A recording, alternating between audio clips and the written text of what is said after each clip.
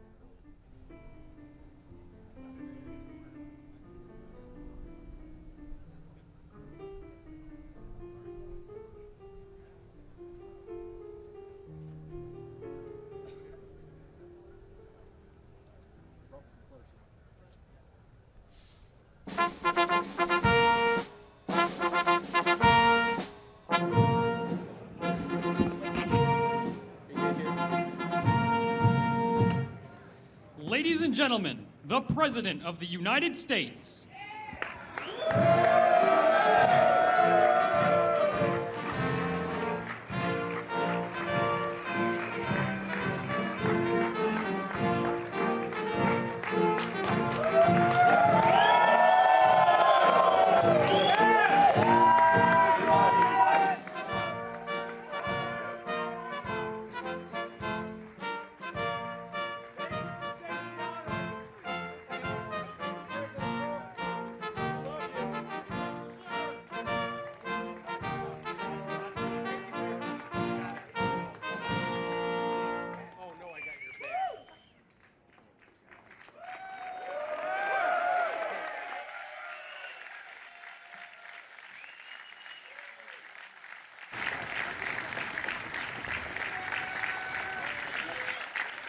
Thank you very much.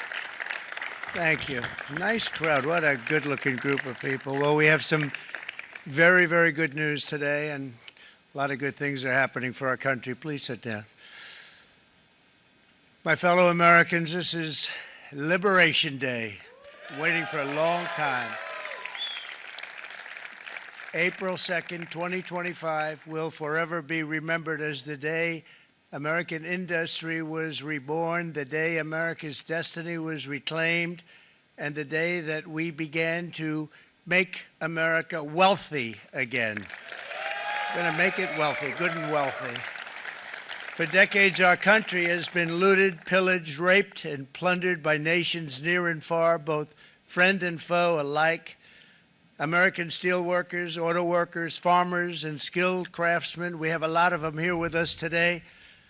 They really suffered gravely. They watched in anguish as foreign leaders have stolen our jobs, foreign cheaters have ransacked our factories, and foreign scavengers have torn apart our once beautiful American dream. We had an American dream that you don't hear so much about. You did 4 years ago, and you are now, but you don't too often, and for many years and decades even, you didn't hear too much about. Our country and its taxpayers have been ripped off for more than 50 years, but it is not going to happen anymore. It's not going to happen.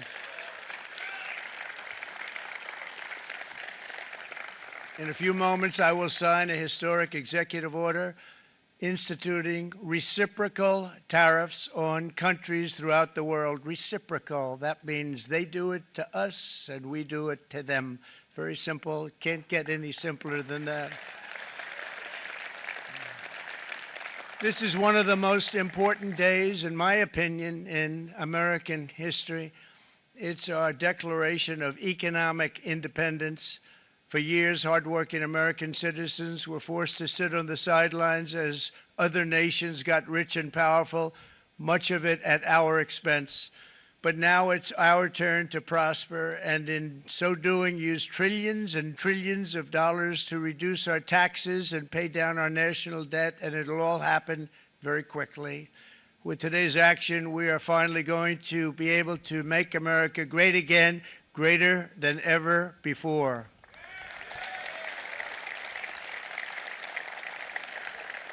Jobs and factories will come roaring back into our country, and you see it happening already.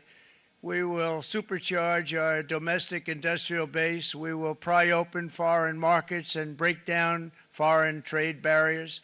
And ultimately, more production at home will mean stronger competition and lower prices for consumers. This will be indeed the golden age of America. It's coming back, and we're going to come back very strongly. We're pleased to be joined on this momentous occasion by Vice President J.D. Vance. J.D., thank you. Thank you. Thank you very much. Where are you, J.D.? No, that wasn't too hard to find. I was looking, you know, he likes to take a low-key attitude, so it'd usually be sit right in front. He's gaining a lot of confidence, Mike, isn't he?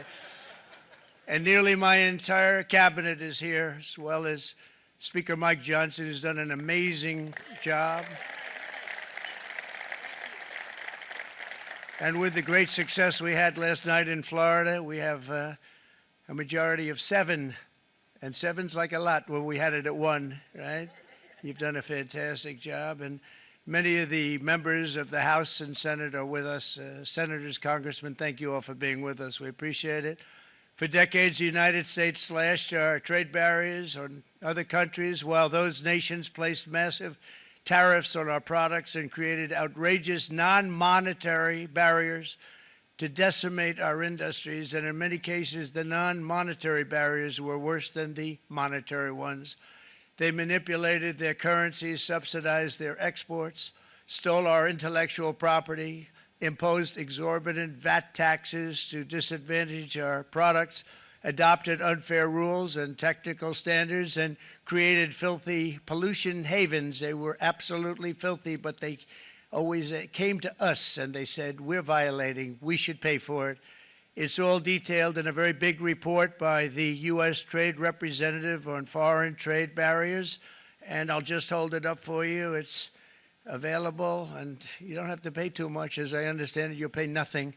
It's a lot of work for something, actually, because it's a special book. It's very, frankly, it's very upsetting when you read it, when you see what people have been doing to us for 30 years. This all happened with no response from the United States of America, none whatsoever. But those days are over. Let me offer just a few examples of the vicious attacks our workers have faced for so many years. The United States charges other countries only a 2.4 tariff on motorcycles. Meanwhile, Thailand and others are charging much higher prices, like 60%. India charges 70%. Vietnam charges 75%, and others are even higher than that. Likewise, until today, the United States has for decades charged a 2.5 tariff. Think of that, 2.5% on foreign-made automobiles. The European Union charges us more than 10% tariffs, and they have 20% VATs, much, much higher. India charges 70%, and perhaps worst of all are the non-monetary restrictions imposed by South Korea, Japan, and very many other nations. As a result of these colossal trade barriers, 81% of the cars in South Korea are made in South Korea. 94% of the cars in Japan are made in Japan. Toyota sells 1 million foreign-made automobiles into the United States, and General Motors sells almost none. Ford sells very little. None of our companies are allowed to go into other countries. And I say that, friend and foe, and in many cases, the friend is worse than the foe in terms of trade. But such horrendous imbalances have devastated our industrial base and put our national security at risk. I don't blame these other countries at all for this calamity. I blame former presidents and past leaders who weren't doing their job. They let it happen, and they let it happen to an extent that nobody can even believe. That's why, effective at midnight, we will impose a 25% tariff on all foreign-made automobiles.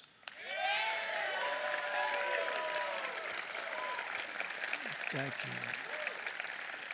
Brian, I'd like to have you come up here for a second, okay? I just see him sitting. He's been a fan of ours, and he understands this business a lot better than the economists, a lot better than anybody. Brian, say a few words, please, would you? Thank you, Mr. Thank you. President. It's a great honor to have you. Thanks. Thank you, Mr. President. I grew up just north of Detroit, Michigan, in Macomb County, known as the home of the Reagan Democrats. My first vote for president was for Ronald Reagan. I thought that was going to be the best president I ever saw in my lifetime until Donald J. Trump came along. I have watched my entire life, I have watched plant after plant after plant in Detroit and in the metro Detroit area close. There are now plants sitting idle. There are now plants that are underutilized, and Donald Trump's policies are going to bring product back into those underutilized plants. There's going to be new investment. There's going to be new plants built. And the UAW members, and I brought 20 of them with me, they're sitting right over here. We support Donald Trump's policies on tariffs 100%. So, Mr. President, we can't thank you enough. And in 6 months or a year, we're going to begin to see the benefits. I can't wait to see what's happening 3 or 4 years down the road. Thank you, Mr. President. Thank you so much. Thank you. What a great guy. He got it right from the beginning. He got it before almost anybody else. This group over there, they got it too. And, you know, we won the state of Michigan. We won almost all of them. But we won Michigan by a lot, and I want to just thank you all. The auto workers were fantastic. The Teamsters were fantastic. Everyone was pretty good, I will tell you. Thank you very much. I appreciate it. You're going to be very happy very soon, and you probably see what's happening with all of the, not only car companies, but car companies in particular. You see it with all of the ones they're moving, they're announcing day in, day out. You're seeing it. Nobody's ever seen anything like that. With today's actions, we're also standing up for our great farmers and ranchers who are brutalized by nations all over the world. Brutalized. Canada, by the way, imposes a 250 to 300% tariff on many of our dairy products. They do the first can of milk. They do the first little carton of milk at a very low price, but after that it gets bad, and then it gets up to 275, 300%. So when they're figuring what's Canada charging, they say, oh, about 2%, 3%. But take a look at what happens down the road. When you look a little bit, it's not a pretty picture, and we don't like it, and it's not fair. It's not fair to our farmers. It's not fair to our country. And with countries like Canada, you know, we subsidize a lot of countries and keep them going and keep them in business. In the case of Mexico, it's $300 billion a year. In the case of Canada, it's close to $200 billion a year. And I say, why are we doing this? Why are we doing this? I mean, at what point do we say, you got to work for yourselves, and you got to, this is why we have the big deficits. This is why we have that amount of debt that's been placed on our heads over the last number of years, and we're really not taking it anymore.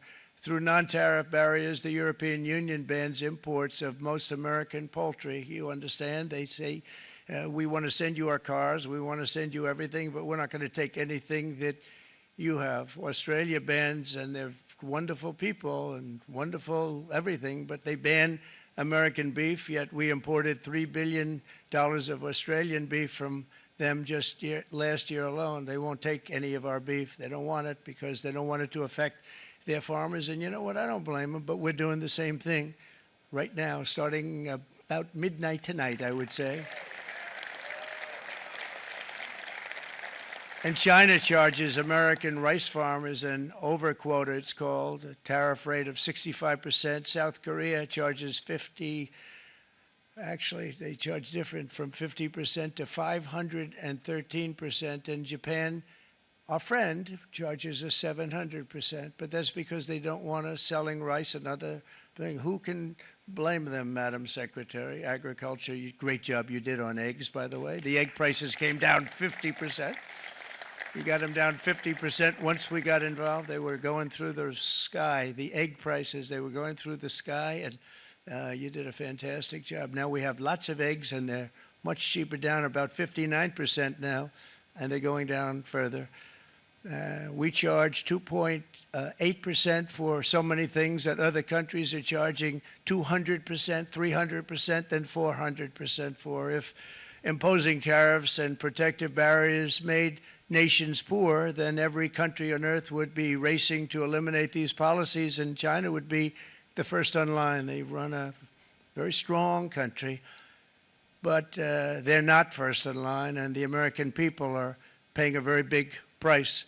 From 1789 to 1913, we were a tariff-backed nation, and the United States was proportionately the wealthiest it has ever been. So wealthy, in fact, that in the 1880s, they established a commission to decide what they were going to do with the vast sums of money they were collecting. We were collecting so much money so fast, we didn't know what to do with it. Isn't that a nice problem to have? What do you think, Marco? Good problem?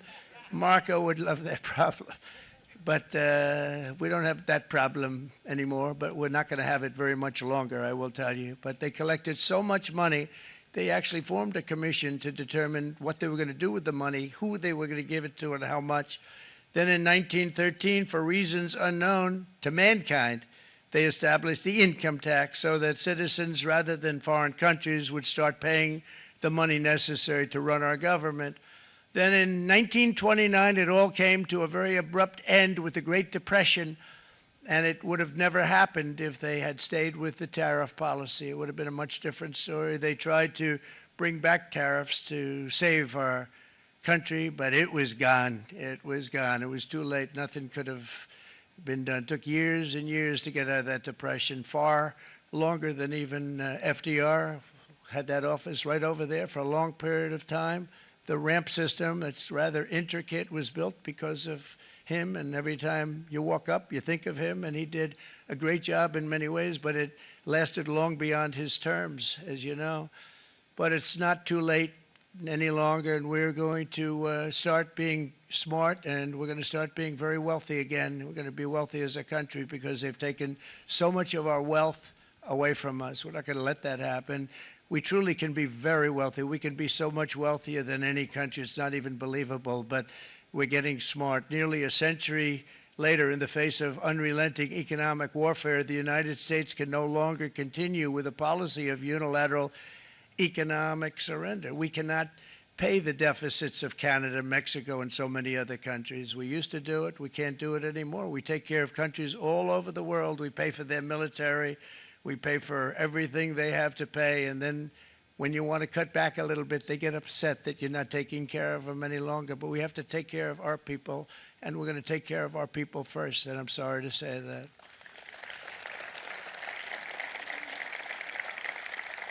And today we're standing up for the American worker, and we are finally putting America first.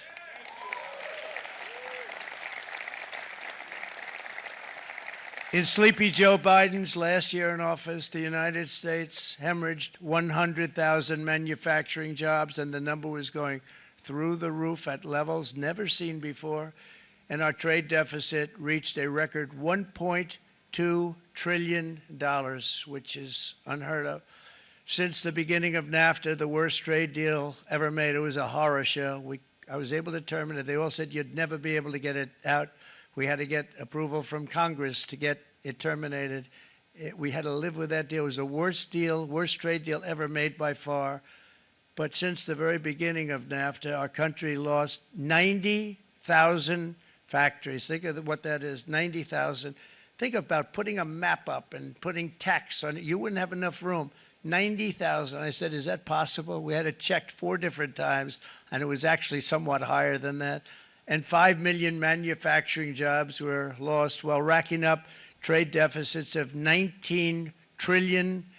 That was the worst trade deal ever made. As a result of these gigantic losses, foreign nations now own $26 trillion more of American assets than think of this, than the Americans own of their own foreign assets or other foreign assets. The United States can no longer produce enough antibiotics to treat our sick. We have a tremendous problem. We have to go to foreign countries to treat our sick. If anything ever happened from a war standpoint, we wouldn't be able to do it. We import virtually all of our computers, phones, televisions, and electronics. We used to dominate the field, and now we import it all from different countries. A single shipyard in China now produces more ships every year than all of the American shipyards combined. Think of that. And it was a business that we used to dominate. We used to dominate it totally. In short, chronic trade deficits are no longer merely an economic problem. They're a national emergency that threatens our security and our very way of life. It's a very great threat to our country. And for these reasons, starting tomorrow, the United States will implement reciprocal tariffs on other nations. It's been a long time since we even thought of that. We used to think about it a lot. We didn't think about it for many decades, and you see what's happened. For nations that treat us badly, we will calculate the combined rate of all their tariffs, non-monetary barriers, and other forms of cheating. And because we are being very kind, we're kind people, very kind. You're not so kind when you got ripped off with your salaries. My auto worker friends and my Teamster friends and all of the unions that typically voted Democrat, they're not voting Democrat anymore because worker, whether union or non-worker, they're for the Republicans now. That's what happened. But we will charge them approximately half of what they are and have been charging us. So The tariffs will be not a full reciprocal. I could have done that, yes, but it would have been tough for a lot of countries. We didn't want to do that. I'd like to see the chart if you have it. Could you bring it up, Howard? This is our great Secretary of Commerce, Howard Lutnick. Thanks, Howard. So if you look at that, China, first row, China, 67%. That's tariffs charged to the USA, including currency manipulation and trade barriers. So 67%, I think you can, for the most part, see it. Those with good eyes, with bad eyes. We didn't want to bring, it's very windy out here. We didn't want to bring out the big charts because it had no chance of standing. Fortunately, we came armed with a little smaller chart. So it's 67%, so we're going to be charging a discounted reciprocal tariff of 34%. I think, in other words, they charge us, we charge them less, so how can anybody be upset? They will be, because we never charge anybody anything, but now we're going to charge. European Union, they're very tough, very, very tough traders. You know, you think of European Union, very friendly. They rip us off. It's so sad to see. It's so pathetic. 39%, we're going to charge them 20%, so we're charging them essentially half. Vietnam, great negotiators, great people. They like me, I like them. The problem is they charge us 90%. We're going to charge them 46% tariff. Taiwan, where they took all of our computer chips and semiconductors. We used to be the king, right? We were everything. We had all of it. Now we have almost none of it, except the biggest company is coming in. We're going to end up with almost 40%. Lee Zeldin's working to get their approvals. And it's an amazing company. Mr. Wei, of one of the great companies of the world, actually, they're coming in from Taiwan, and they're going to build one of the biggest plants in the world, maybe the biggest for that. But 64%, we're going to charge them 32%. Japan, very, very tough, great people. And again, I don't blame the people for doing it. I think they're very smart in doing it. I blame the people that sat right in that Oval Office, right over there, right behind the Resolute desk or whichever desk they chose. Japan, 46%. They would charge us 46%, and much higher for certain items like cars, you know, little items like cars. 46%, we're charging them 24%. India, very, very tough, very, very tough.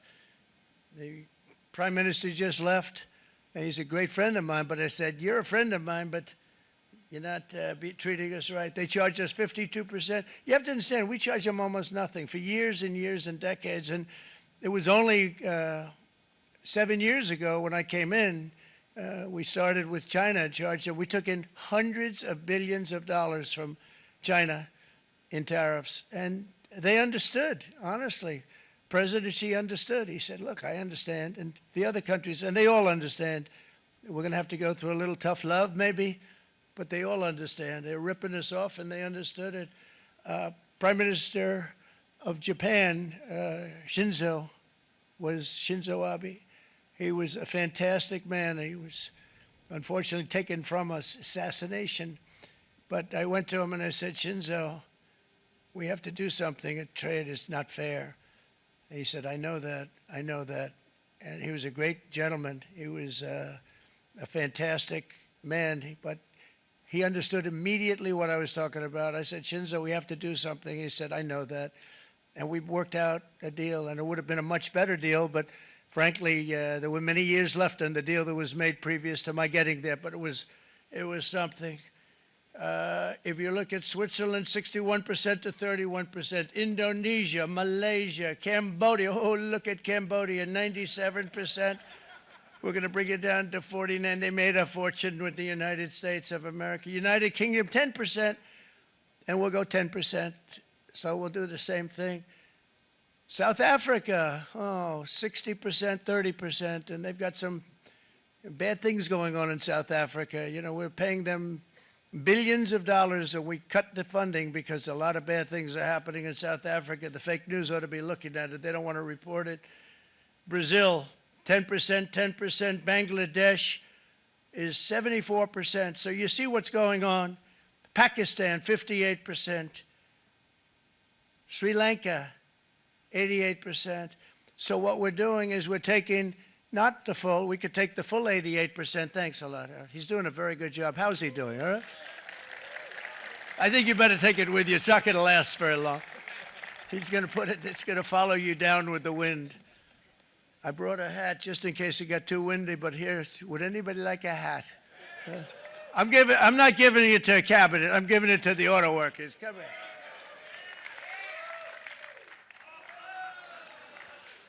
Thank you, fellas. Get it. That's it. That's it. They deserve it more than our cabinet. Our cabinet has plenty of hats. But you see the numbers. The numbers are so disproportionate. They're so unfair. At the same time, we will establish a minimum baseline tariff of 10%. You notice that on the chart?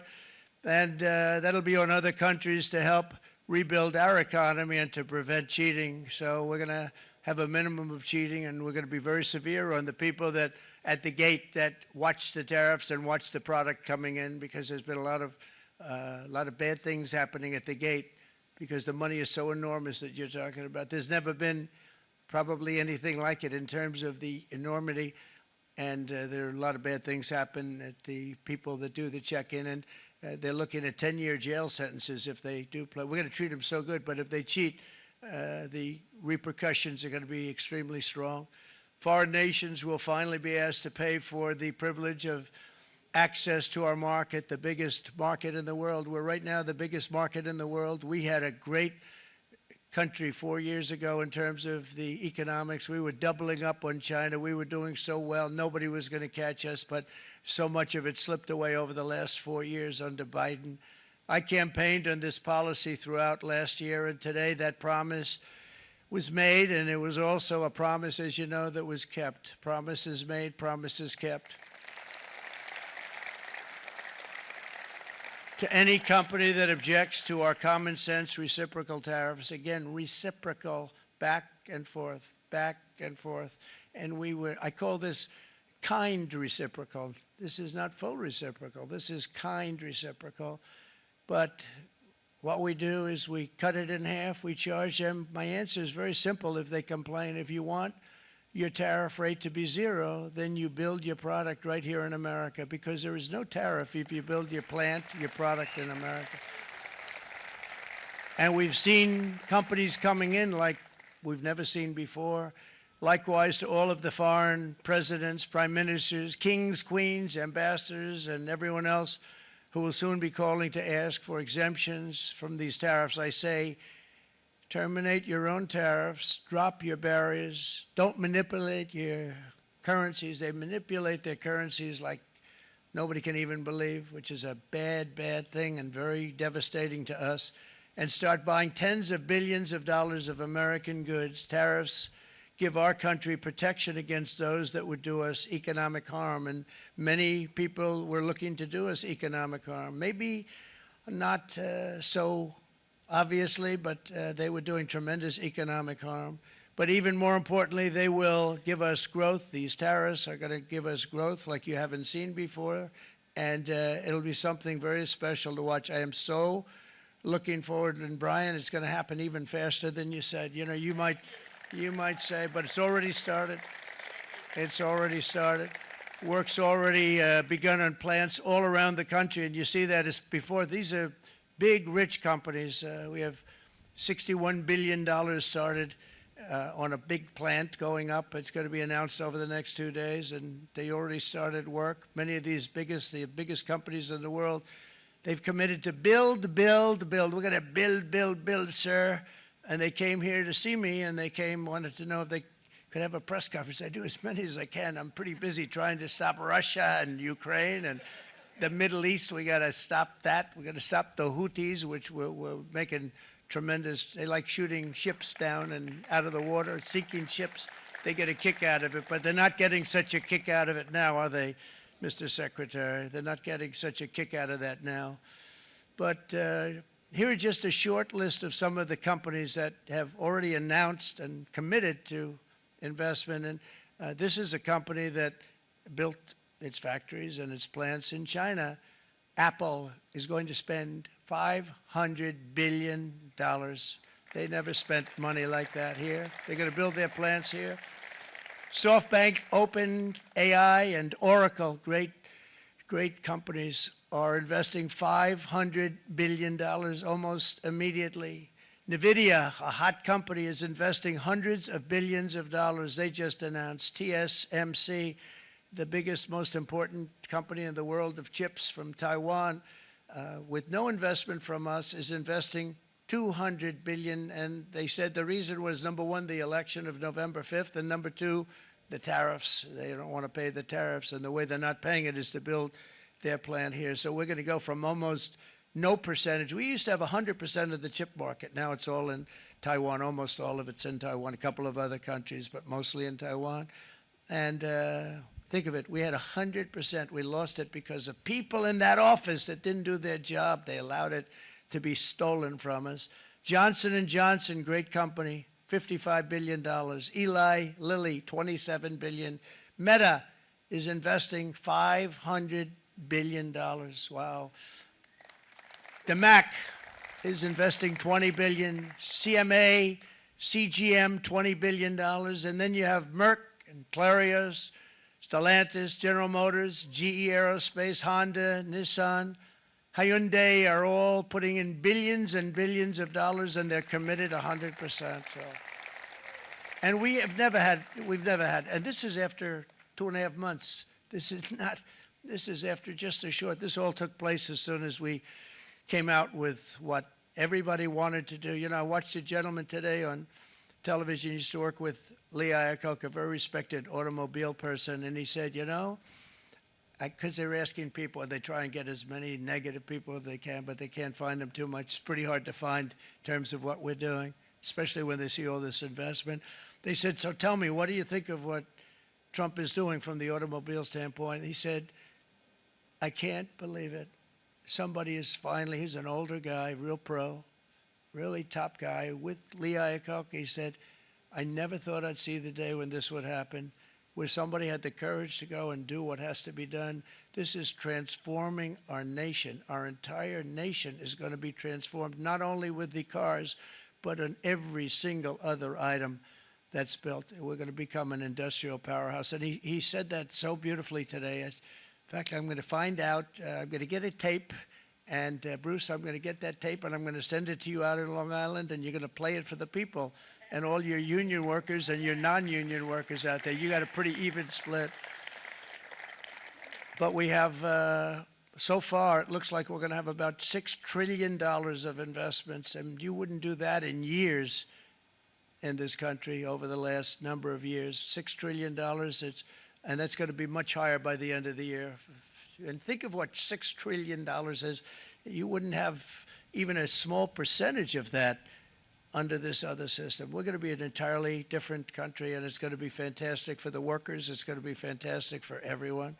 There will never have been a transformation of a country like the transformation that's already happening in the United States of America. It's an incredible thing to watch, and it's incredible to meet with the top people, people that you read about, very wealthy people, or people that are great managers and executives and presidents of big public companies, and to watch the enthusiasm they have now that they didn't have. They gave up on our country. They went to foreign countries and they built.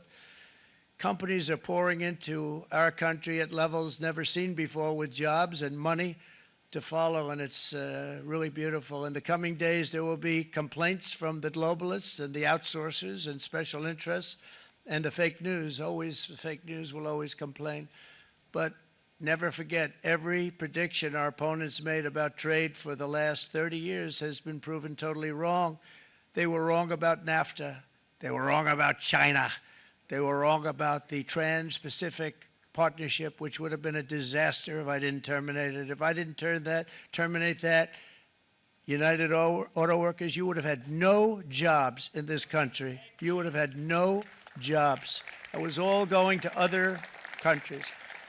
In my first term, they said tariffs would crash the economy. Instead, we built the greatest economy in the history of the world. And again, I have great respect for President Xi of China, great respect for China, but they were taking tremendous advantage of us, and I commend them for that. I say, hey, if you can get away with it, that's okay.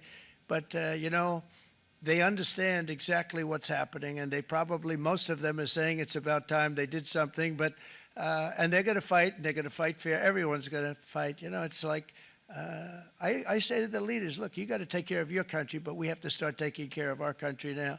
We can't do what we've been doing for the last 50 years. From the day of my election, the stock market went up in my first term 88%, with NASDAQ going up 155%, more than any president has ever had in any term in office, by far.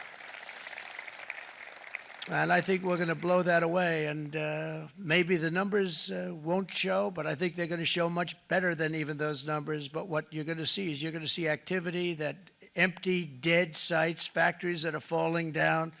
Those factories will be knocked down, and they're going to have brand new factories built in their place. They're not only talking about renovating, they're talking about brand new, the best anywhere in the world, the biggest anywhere in the world. I have a friend who builds car plants, and I said, I want to see the biggest and the best. He said, well, we have to go to Mexico. I said, no, I want to see it in the United States. He said, we're not building them in there. This is a year and a half ago during the campaign. He said, we're not building it. You'd have to go to Mexico.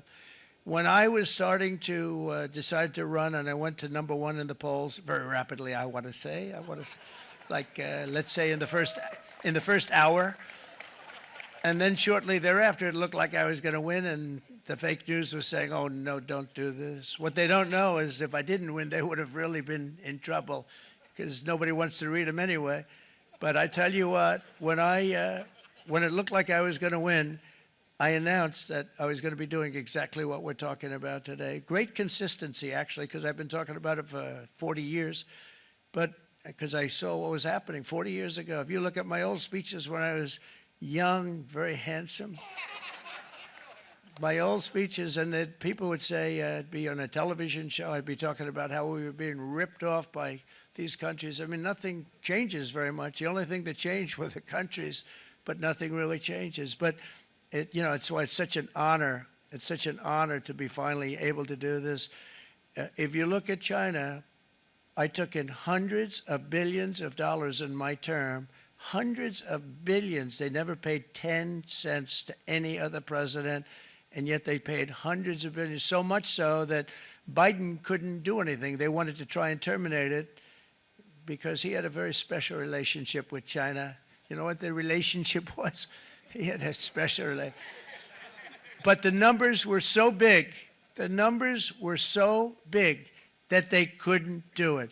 So they did ease it up. They did things that they shouldn't have done. They made it a lot more comfortable for them, but they couldn't do it because the numbers were hundreds of billions of dollars, and I did that. And we were on our way to doing something like incredible. And then we had a very bad election happen, a very bad election. A lot of bad things happened. So when I said we got to do it again, I said we have to make it too big to rig. And we made it too big to rig, and we won in records. And it was a monumental win. And it was such an honor to see so many of you, like Brian and your friends, here with us to celebrate, and to more importantly celebrate what we're doing, because that wouldn't be a full celebration if we didn't do this. Because this will be an entirely different country in a short period of time. It'll be something the whole world will be talking about it. The critics made the very tired predictions earlier this year, but in February, core inflation dropped to the lowest rate in 4 years. And the price of eggs, as you know, just in a month and a half, we were there for 4 weeks. And the first week, I got blamed for eggs. I said, I just got here. They said eggs have gone up at like 250%, and you can't get eggs. And they were going crazy. And I said, I just got here. And then we got to work on eggs, and we got to work on everything. And our great Secretary of Agriculture, you did a fantastic job. Brooke Rollins, she did a fantastic job. And as I said before, the price of eggs dropped now 59%, and they're going down more, and the availability is fantastic. They were saying that for Easter, please don't use eggs. Could you use plastic eggs? I said, we don't want to do that. We want to, and you really came through. It's an amazing job. Thank you very much, Brooke. You did great. But likewise, an old-fashioned term that we use, groceries. I used it in the campaign. It's such an old-fashioned term, but a beautiful term, groceries. It sort of says a bag with different things in it. Groceries went through the roof. And I campaigned on that. I talked about the word groceries for a lot. And energy costs now are down, groceries are down, gasoline is way under $3, and people are beginning to be able to buy things and live again. We brought prices way down. We created 10,000 already in a few weeks, new manufacturing jobs, and it was that took place in 1 month, numbers that they haven't seen in a long time. We had virtually no inflation under my term. We had virtually no inflation for 4 years. But after transitioning over to Sleepy Joe, it went from almost non-existent to the highest in the history of our country. They had the highest inflation in the history of our country, brought up by energy and bad spending and bad policy, and a lot of bad things happened. How about allowing millions and millions and millions of people to pour into our country with open borders, where it's so sad to see even now. And I see our great secretary of You Have Done. Stand up, please, Christy. Stand up. Christy Noem. And Tom Homan. These people are doing a great job, but gotten them out in records. We have problems with judges that don't want them to go out. They want Tren de Aragua, and they want MS-13, the most vicious gangs ever. Nobody's ever seen anything like it. Absolute killer gangs. They kill people. They don't even think about it. And we put them out, and we have judges now, radical left judges that they don't want them to go out. They want them to even be brought back. Let's bring them back. You've done a fantastic job, and please thank everybody. Homeland Security, thank everybody. Appreciate it. And we now have a border that's the best border that we've ever had, even better than it was my first term. My first term we did good, but this one we really specialized in. We've done really well. And we had records then. We had the best, safest border. 4 years ago, we had the best border there ever was. And now we have, you've actually matched it and done even better. And we're going to get it down the right way. And we want people, by the way, to come into our country, but we want to come in through a legal process. We want them to come in legally. We need more people. We need people to run these plants and to help the auto workers and the Teamsters and the non-union people and everybody else. But we need people and the farmers. And we're going to let people come in, but they want to come in. We want them to come in legally. They have to have the capability of loving our country, not people that hate our country. We don't want them in our country. And now we're going to pass the largest tax cuts in American history, and that's where we're relying on Mike and John Thune. And we will not cut Social Security, Medicare, or Medicaid benefits, and the Democrats will, because if they got in, the entire economy would collapse. This country was heading for a collapse under the people that you saw. They were horrible. I think one of the reasons people like the job, I have my highest approval ratings because I think they're comparing me to the worst administration in the history of our country, so I appreciate that at least. But Speaker of the House Mike Johnson and Senate Majority Leader, appreciate it, Mike. John Thune have been fantastic, by the way. But they've been working tirelessly on taking the next step to pass the plan for our one big, beautiful bill. I'd like to name it that if you can. One big, beautiful. I made that statement about 6 months ago, and everybody calls it one big, beautiful bill. And it will be that. It'll have everything, the big tax cuts and every incentive there is. And it'll be fantastic. And by the way, for the cars, we're asking for an interest deduction on a loan. So if you build the car, only in America we do it, Brian. If the car's not built in America, you don't get the interest rate deduction.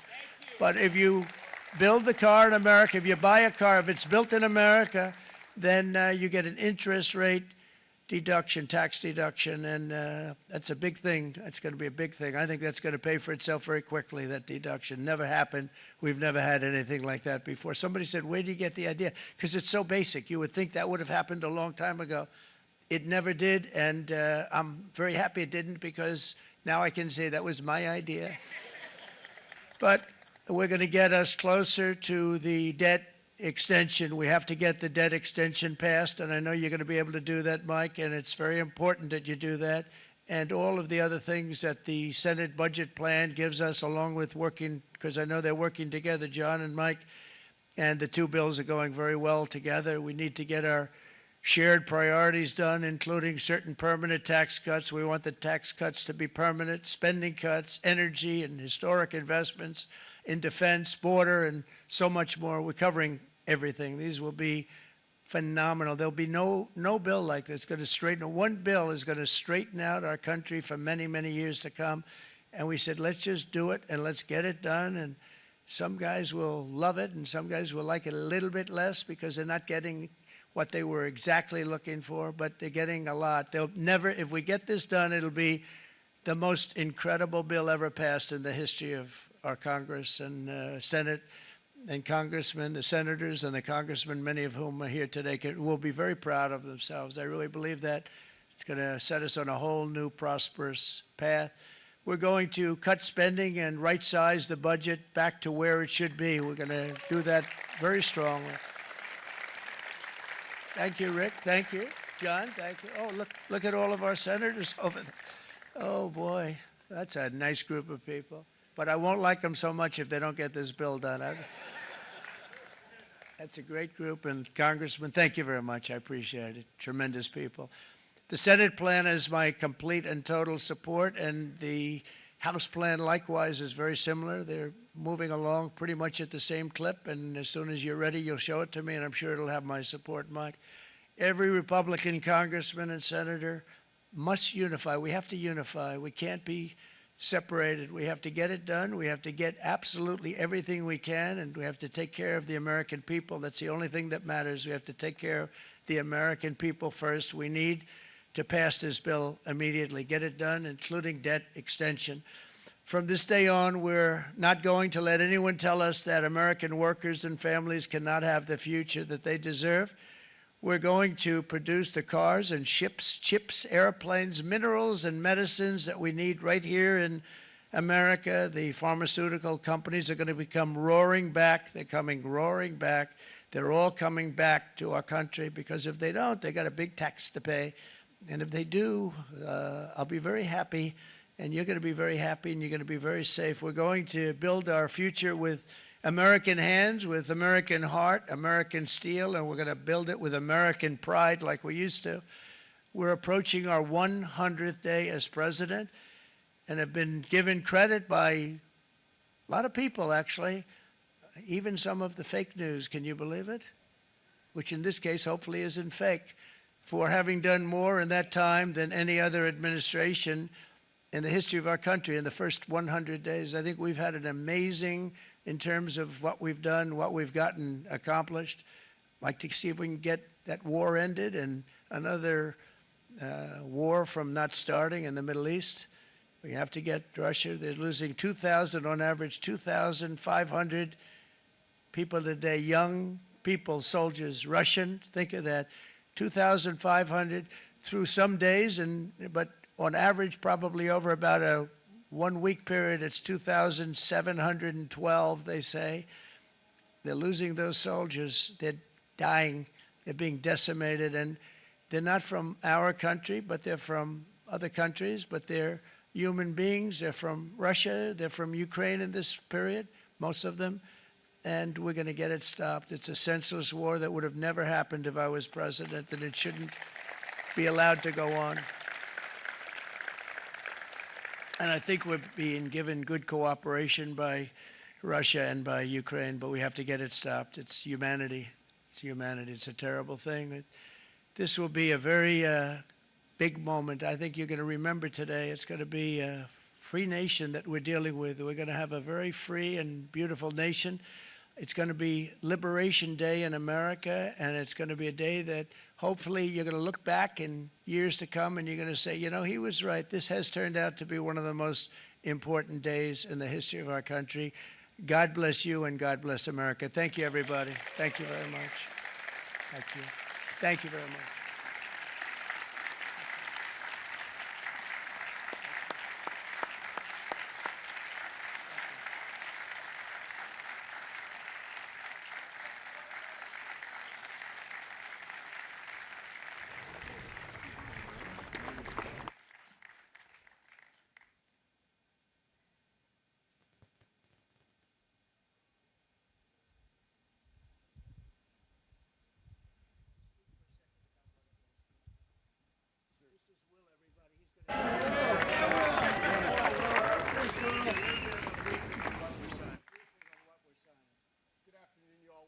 two documents prepared for the president's signature. One closes what's referred to as the de minimis loophole with respect to imports from the U.S.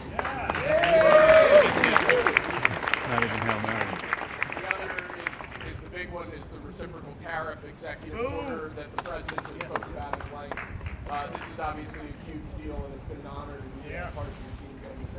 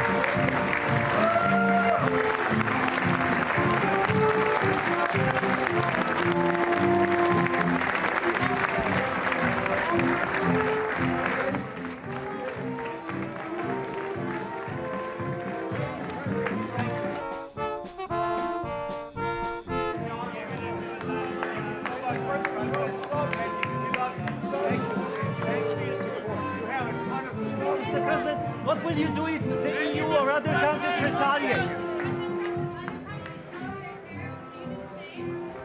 Mr. President, any news on TikTok?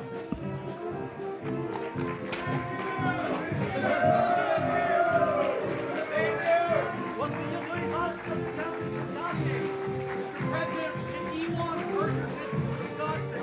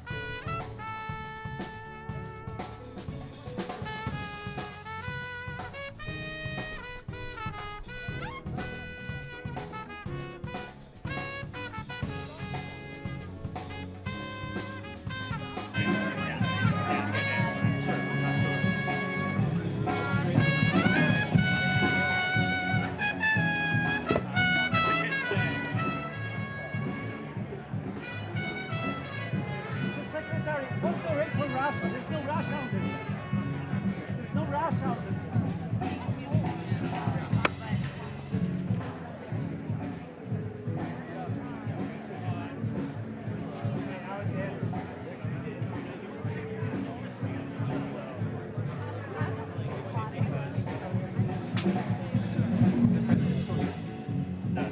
It's secretary.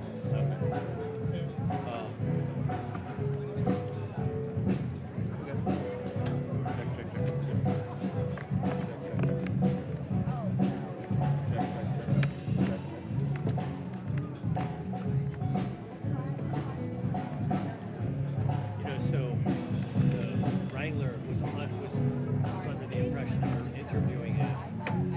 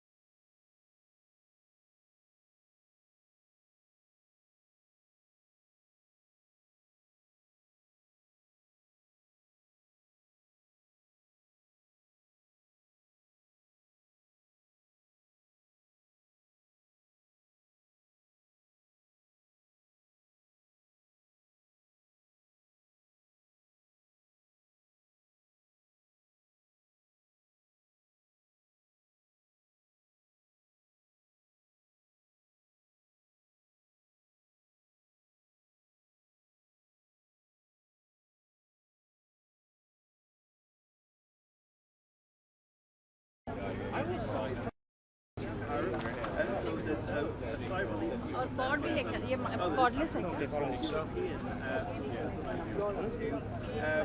20% was basically there was a scenario. 25% was the scenario that we heard British President Ursula von der Leyen talking about just 24 hours ago, saying that Europe would have to react or retaliate. I've heard from the source that if the number had been lower, if that baseline 10% tariff had been what had been hit with, potentially they might have let it slide.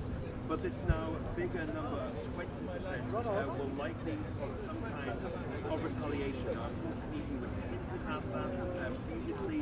They mentioned about putting an attack on bourbon from the United States at 50%. Famously, Donald Trump then well, if they attacked bourbon at 50%, but 200% tariffs wine and champagne between the EU and the United States. Because of course the war in Ukraine is still going on, and the United States is a pivotal partner and a pivotal role in the negotiation and hopeful ceasefire agreement that they will be trying to put in the next couple of weeks. So the numbers really What you call them? don't talk about What do you think it was?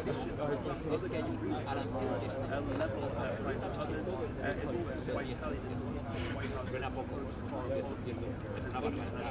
You'll never remember. I'm not going to see you again. I'm not going to tell anybody. I don't know who you are. Pero es solo la base, porque luego hay una serie de países a los que el presidente ha llamado los peores enemigos del comercio de Estados Unidos.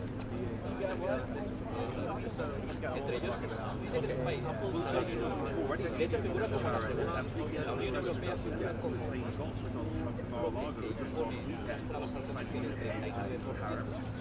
Israel in the last few hours saying that they are going to try to lower the tariffs that they put on the EU goods, US goods. I must say, we were on a call with the senior White House official leader to and they said effectively it was too little too late. Yes, it was nice that now we're trying to get Can't have anybody here named Travis. And also said that Gary, some of your number, I was going to text you to see if you're out here this week. I was it's actually non-tariff barriers as well. And they stress that it is those things that will el 10% es la base, una base. Entonces, para los países que disponen de la base, hay países que no tienen it was Israel Reino Unido, Gibraltar, todos los productos de Gibraltar for negotiation, but they said it's actually a national emergency. Israel, que ha quitado muchos de los aranceles considera que no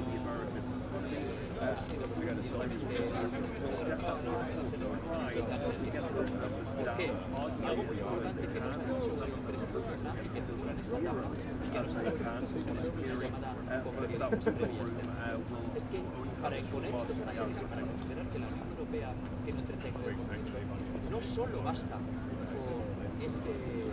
con esos aranceles que podamos imponer nosotros a productos importados desde Estados Unidos, cuentan también cosas como IVA, como los subsidios, como los fondos que da la Unión Europea, como el sistema dumping, que es vender más barato para liberarse de sus y bueno, I think, like many things, y hay países que están haciendo por ejemplo,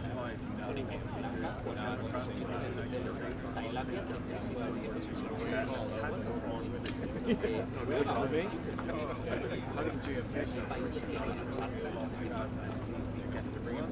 And the Republicans say that this is going to be just pictures and then one of the a few days ago, Human and Fire, saying that this was going to be the biggest tax cut in history. So we kind of on but there's nothing right there. I didn't know if anyone else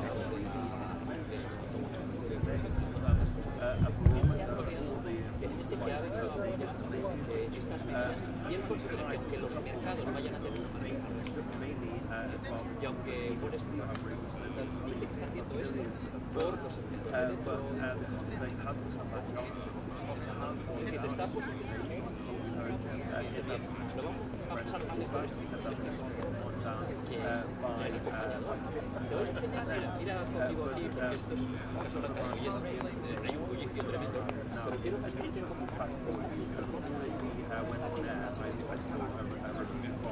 budget lab at Yale University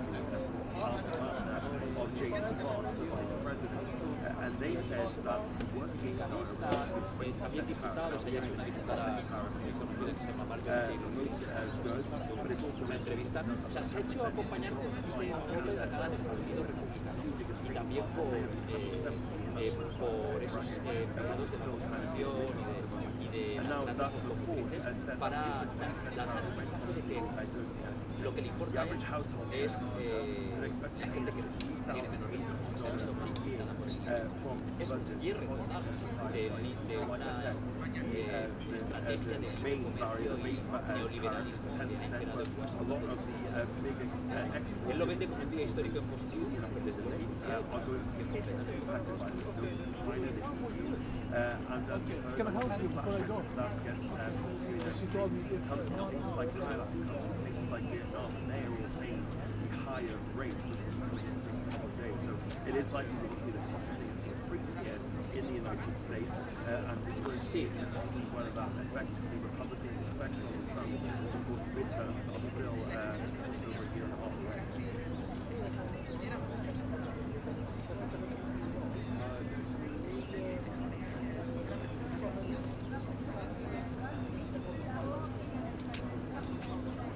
Desde luego es importante que él no esté escuchando a los mercados. No worries about that. Okay. Que nos equivocamos. Okay, cool. Sounds good. Que all right. Había una recesión cuando incluso nosotros que no sucedió así. Pero que le da igual que él va a imponer estos aranceles que no son negociables.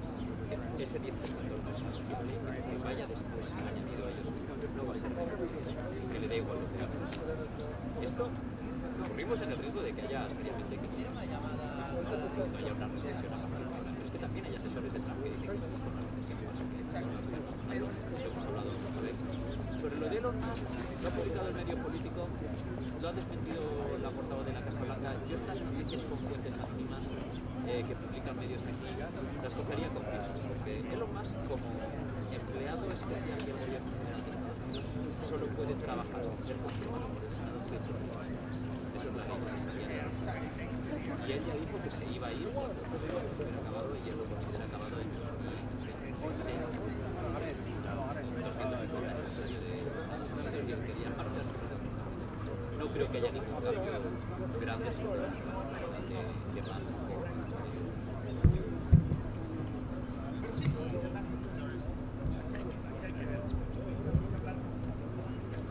Bueno, va a ser un periodo de ajuste desde los aranceles que van a entrar en vigor este 5 de abril hasta el 9 de abril. Algún margen de maniobra va a haber, pero desde luego ese 20% para aranceles no es negociable. También es importante destacar cómo nos afecta España esto, porque España tiene déficit comercial con Estados Unidos. España compra más a Estados Unidos de lo que le vende, por lo tanto tendríamos que estar exentos de todo esto, ¿no? Pero aquí está.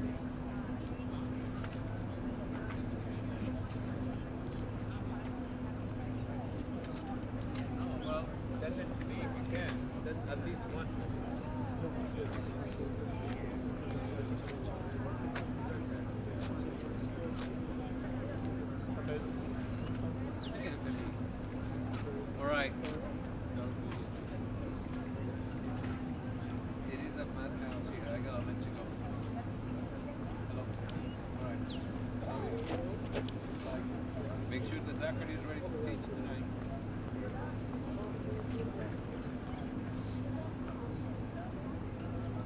Es lo que él busca. Él busca que sea más caro comercio, que sea más caro importar. ¿Qué le gustaría traer? Cierre la Ford en algún AFES y que todo eso se haga en los Estados Unidos. Y las empresas españolas están dando siempre nos han dicho que esto del dumping, por lo que nos penalizan la aceituna española que está sometida a unos aranceles absurdos, ¿no? Incluso el Ministerio de Asociación ha denunciado esa práctica. Pero hoy está el tema del dumping, que no es que los niños de la Unión Europea están haciendo subsidios esos aranceles. Trump los ha dado y eso la Unión Europea nos ha conseguido. Y eso hay que agua para los de trabajo. Pero la Unión Europea llama bastante la atención. Esta cifra, saqué la cabeza. Unas trabas al comercio que equivalen a aranceles que no son aranceles. Algo que es 100 años, han puesto una cifra y esa es la diferencia. Si no, desde luego tenemos que ver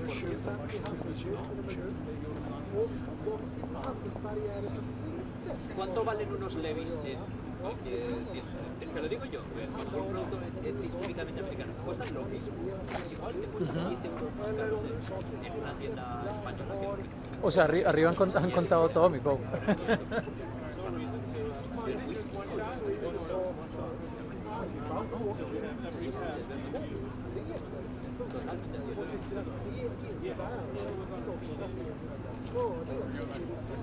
Muchas gracias a vosotros. Has visto que he intentado mostrarlo, espero que no haya quedado muy cutre. No, o sea, solo cuando habla el presidente Trump no puede salir Carolina. No, porque imagínate el presidente hablando.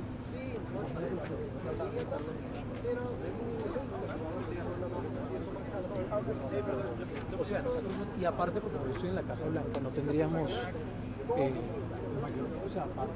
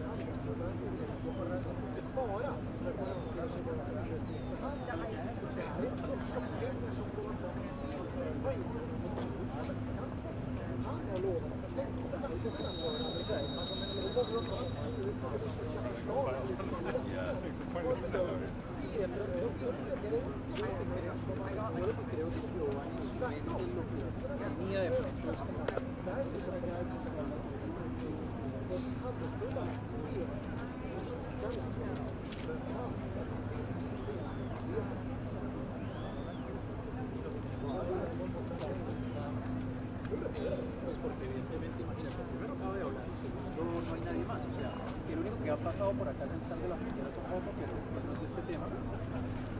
Los secretarios, o sea, Messi, hace absolutamente todos están con Trump, se guardaron con Trump y ya está. Y ellos no, pues obviamente no salen a hacer los famosos gaggles que hacen aquí afuera hablando. Me preocupa un poco la cosa,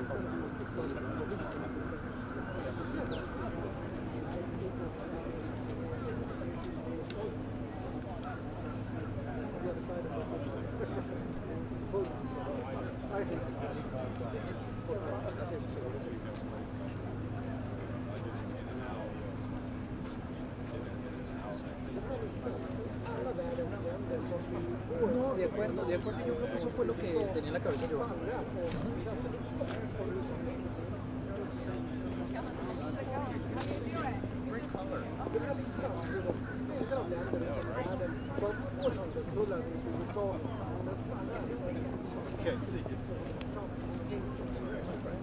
How are you?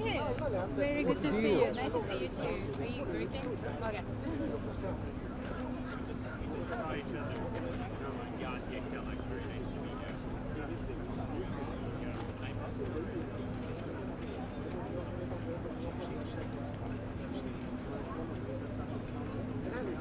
Alla länder runt om i världen som utsätts för amerikanska importtullar, den är lång och den skvallrar inte om vad som är vad man tänker sig.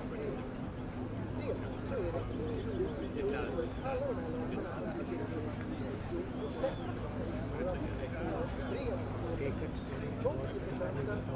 är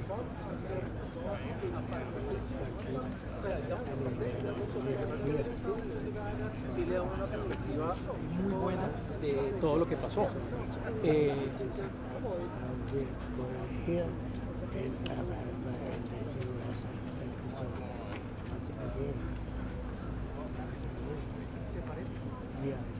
Bueno, entonces el secretario Marco Rubio a la derecha de Donald Trump, que me parece una cosa, un buen dato, al lado de Trump, muy cerca, todo el mundo. No vi avance, no vi avance. No vi avance, sino que es que yo estaba en la quinta por, yo o sea, mejor dicho, estaba. Busy one for you, Harrison.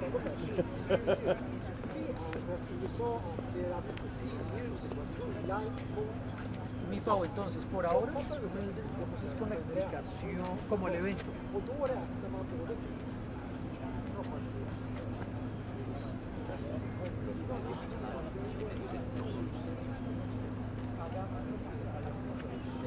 O sea, solo metamos la explicación de quienes estaban con Trump, además de hacer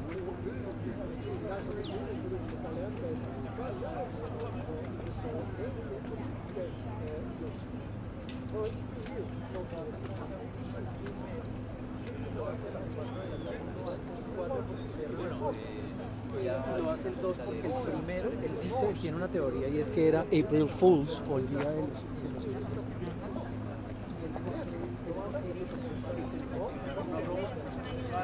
eso, por ejemplo, me parece una locura, pero así piensa Donald Trump, ¿entiendes?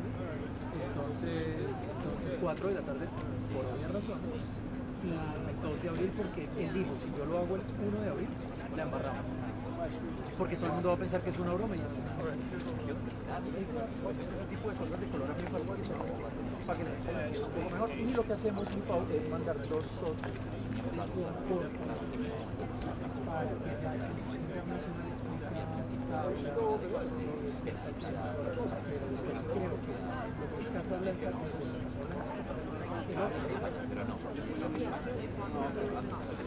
No está porque tiene un lugar.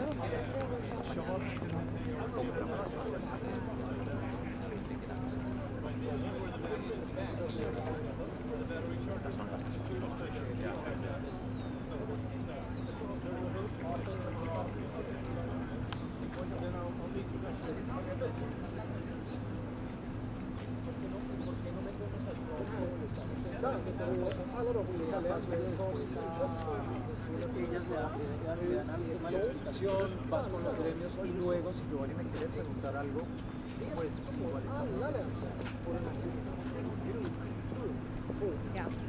Igual podemos hablar con Giovanni.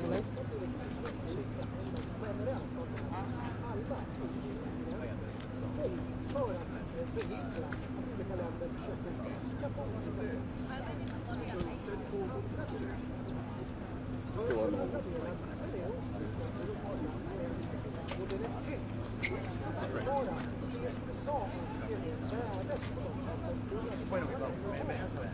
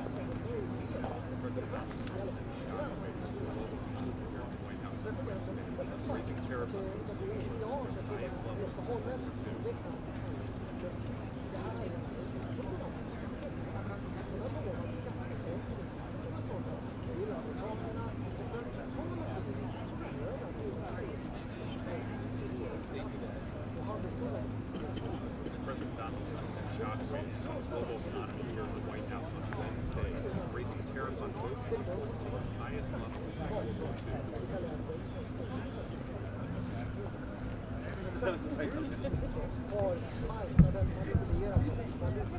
President Donald Trump. President Donald Trump sent shockwaves through much of the global economy here at the White House on Wednesday, raising tariffs on most imports to their highest level since 2018. Den här listan på alla länder som drabbas av handelstullar från USA är lång och den innehåller handel som är vissa skillnader. Dels så innebär den alla de här länderna stora men utöver så kommer länderna ganska höga handelstullar beroende på USA anser att landet har utgjort både tullar men också andra till exempel så har vissa varor högre This is how they, I agree with you. It's that they actually Y want luego el adicional es el same 20%. device, you've got the better,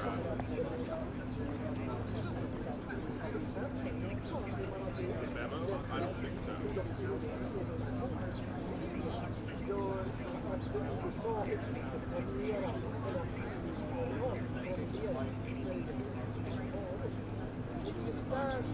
Oh, no kidding. Okay. Oh, that's really good. Got it. Just run. Yeah. I've been using the, I'm comparing it with Black Magic on my phone when I've had to. It's good. It works well enough. I mean, my phone's like, you know, but the new ones, like you have the Pro, like the lenses are great. So the nice thing about the Black Magic is it's, well, the nice thing about the Black Magic is you can control the ISO and the stuff, right? And it's free, I'm pretty.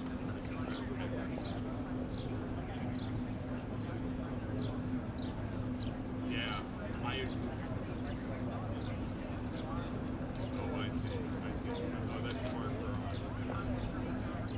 You can, I don't know about DJI. When I do it on my phone with the DJI mic, though, I use Black Magic. So.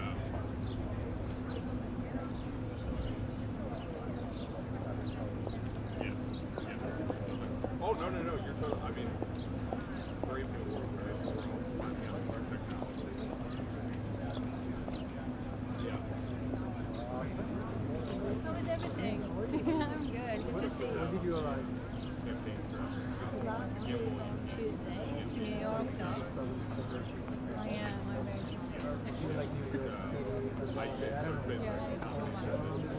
It's like with our channel, they are based in Istanbul. They're basically in the school that they can send you anywhere. Like it's like sometimes it's Ankara, the capital of Turkish capital. Sometimes it's Dubai, sometimes it's Washington, and you don't see it coming, and it's very. And are you going to be here in Washington? For a month. Yeah. Sure. I love that. Good to see you. Nice to see you.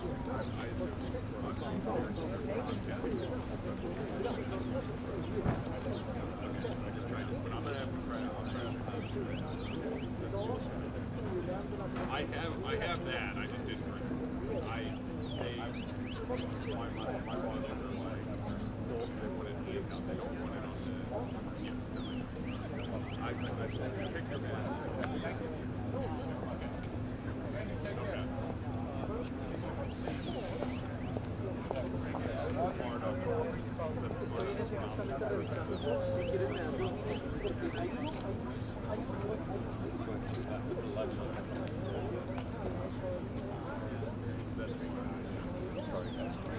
No, you're good.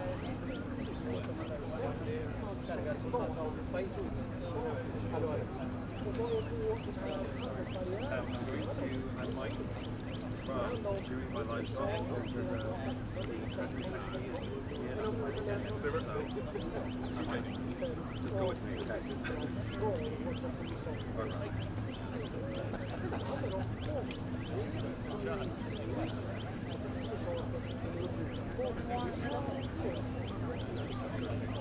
President Donald Trump sent shockwaves to the global economy here at the White House on Wednesday, raising tariffs to the highest level.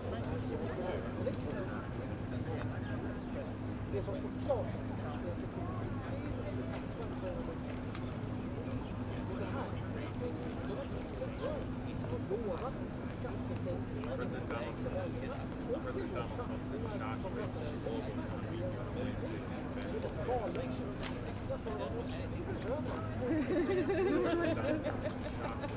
You're like, why are the mics so wide? Hanging out. President Donald Oh.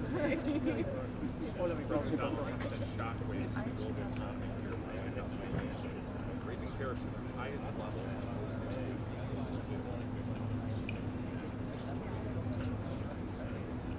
President Donald Trump sent shockwaves to the global economy. President Donald Trump sent shockwaves to the global economy. So we are waiting for a very busy day here in the White House. All the vice presidents here today, and the Treasury Secretary President Donald Trump sent shockwaves to the global economy. Carlos, que también habló del tema.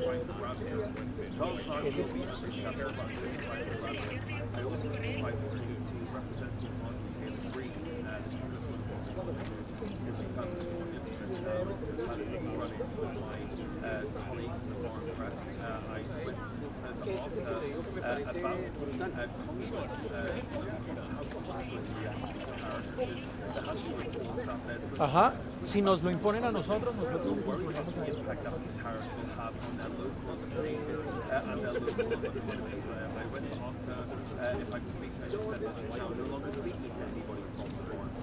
the immediate reaction on the White House drive, nothing at the moment. We'll get the Treasury Secretary later on. But yes, it is important to note in terms of the clarification for these tariffs that Canada and Mexico have outside of the wider group of the White House has been forward 20% tariffs, which are affecting most countries in the world, and there's additional reciprocal tariffs on top of that 10%, which are going to be impacting the 60 or so nations that the White House needs to all the world's defenders.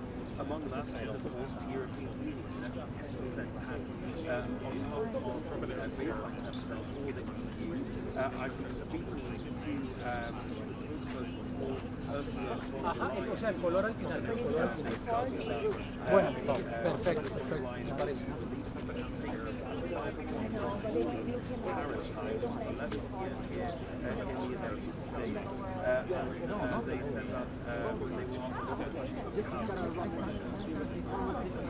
Whether this level is retaliation from the EU, and the sense that you get there is that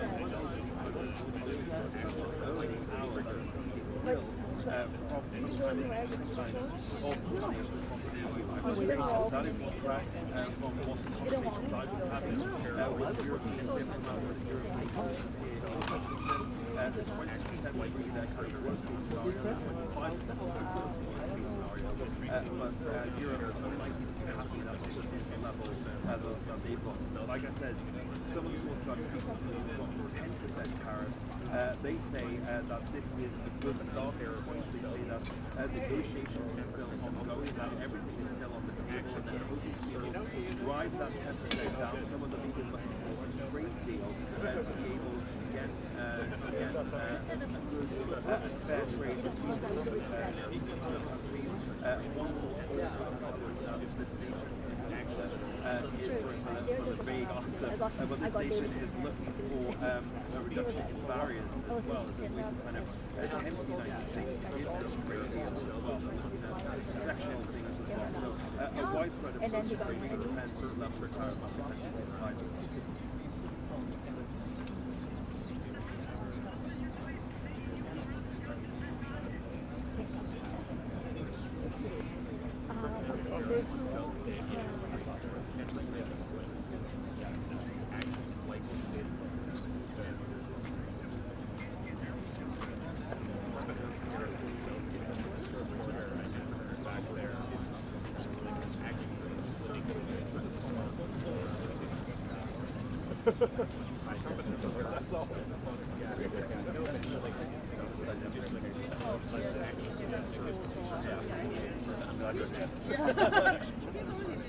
Yeah, he was down. He went down there like 10 minutes ago. I don't see him on air, so I don't know where he is.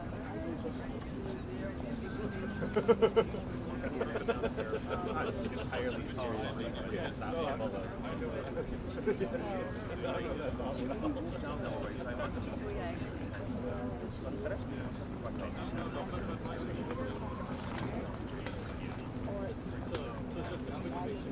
See you later. Von der Leyen speaking at 5 a.m. Sorry? Von der Leyen speaking at 5 a.m. She's in China, right? She's in Asia somewhere. Yeah. So, that's why it's 5 a.m. Oh my god, that makes sense. Yeah. Okay, Well, you're talking 5 a.m. here? What I just said on the air was stupid. No, just 5 a.m. roughly 11 p.m. our time. Treasury's there. See ya. See you later. No, it's a time. That's what I'm trying to ask as well. So they say this land trade but there is a picture.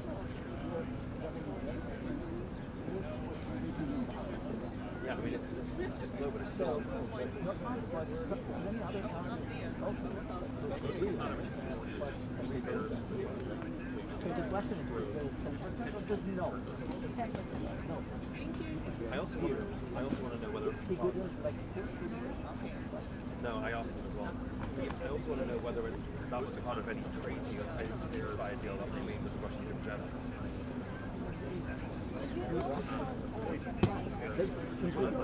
That's what I'm saying. I feel like they've made that as part of the negotiations in Jeddah, that they would not tax it with any tariffs. So I shouted my question to Navarro, but he heard my question, but he didn't. Most economists have increased trade together to reduce growth 10% increase. So what is the news about them? These are all except from Mexico.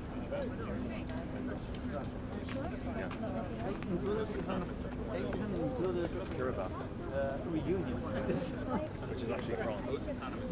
Are they all the countries that for sure? All the countries that deal with the hopeful. Secondary treasury. Oh, okay. That's Yeah, no, I just didn't hear.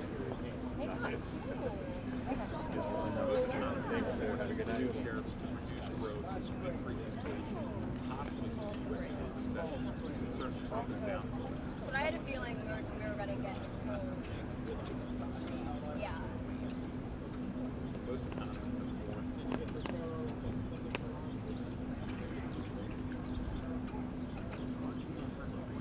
Harrison, I tried to talk to him.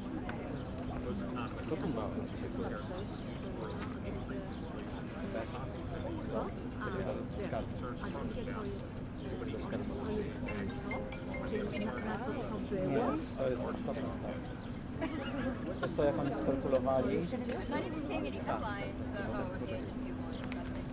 Tak, Milka? Nie. Halo? Milko, ja teraz nie mogę rozmawiać, ja zadzwonię do ciebie. Excuse me, can what time? Until what time?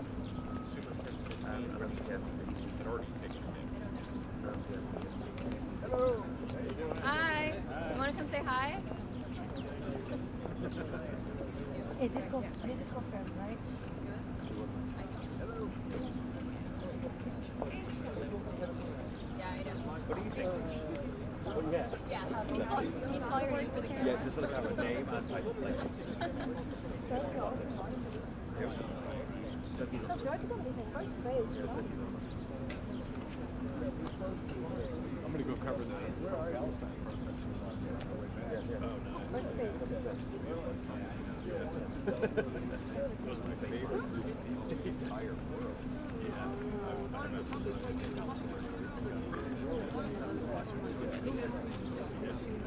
No, he's going to another one.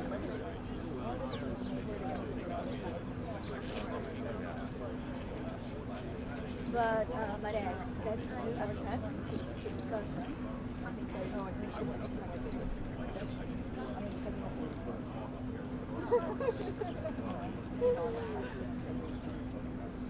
Okay.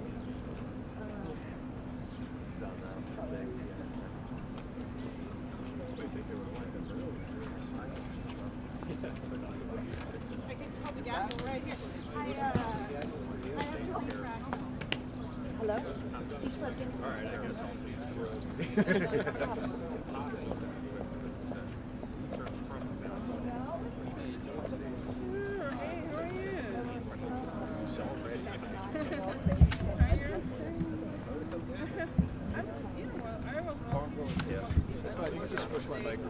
don't worry. There you go. We have the same one. Yeah, we do. Are we okay to put logos? I just put mine.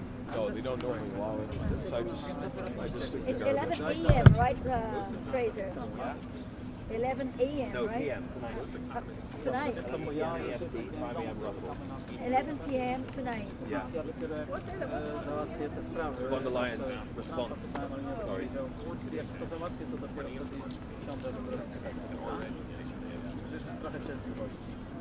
Mam nadzieję, że środek... Mogę, no. Tak, mogę i to, jak co zechcecie. Jak ja skończę teraz, bo czekam na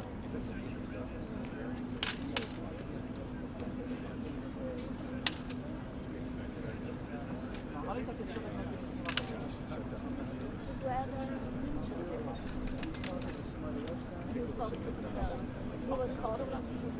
Dobra, dzięki.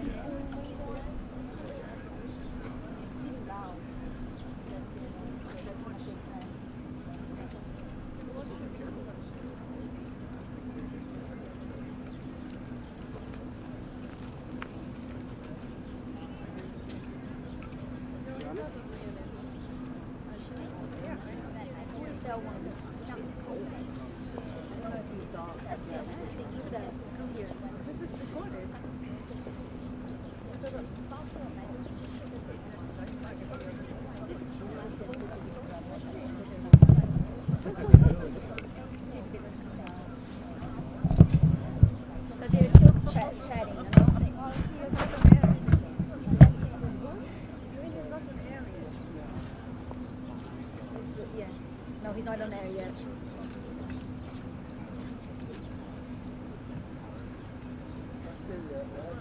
I don't know if they wear flags. I don't think they do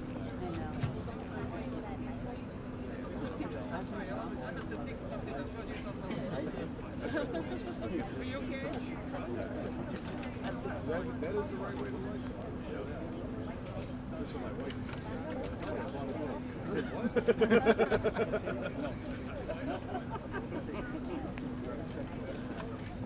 Yeah, I think he's talking to you. Yeah. Okay, it's gonna take some time. Yeah, I'll have you Deixa esse daqui aqui? Don't like baseball. I know Rick gets pretty well. Okay. And I didn't know what it was. Like, oh, that's funny. Talk like an hour. You like baseball? I'm like, no, I like it. So I put talking and I got his number on still text. And he's just like, as I looked, it was like, no way.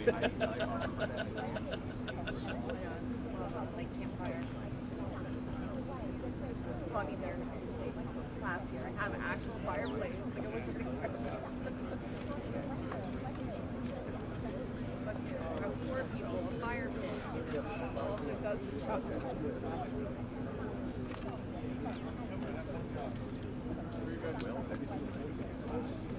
Trying to save this as best I can.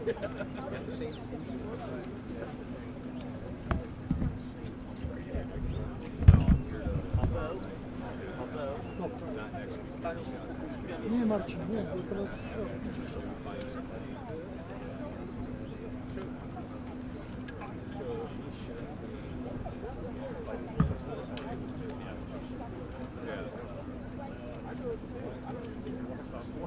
Yeah, I told him the same thing. He was like, "You train her this week?" So I tried showing her the reference. She spent more time discussing like her yeah, you know, and I'm like, all right, so this is how we do this. This is how the posting schedule. You know, tell you we got to hit every day. This, that. We're going through the training process. Like, you know, let's focus on that. Whatever at lunch. Yeah. And then she's like, I don't know what it is. Or whatever they're called are. I'm like, probably know if you're going to fight. So like your owner tonight is to walk everybody. They have to identify every site.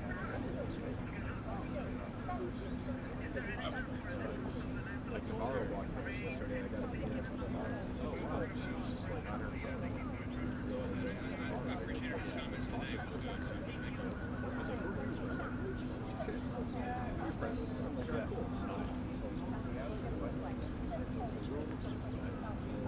Yeah, so I never told her.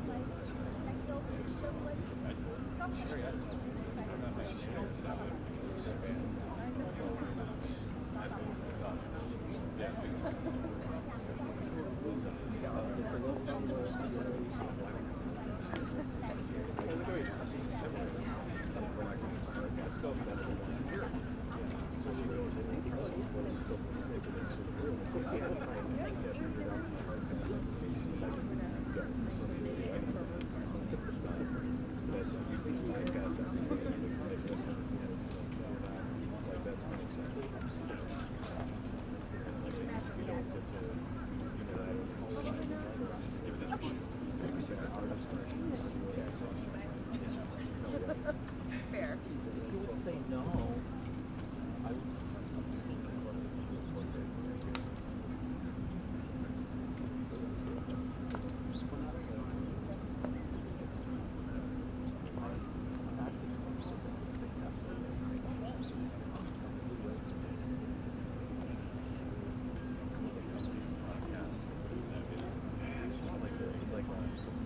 Got texted that they did the voiceover for this thing.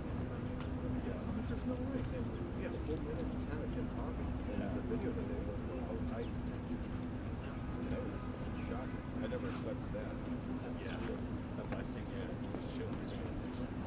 Oh, sure.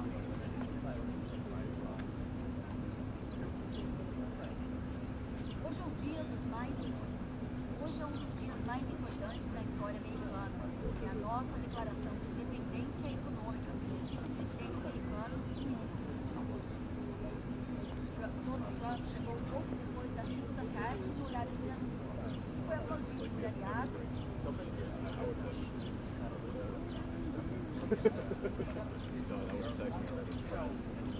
Donald Trump chegou pouco depois das 5 da tarde no horário do Brasil.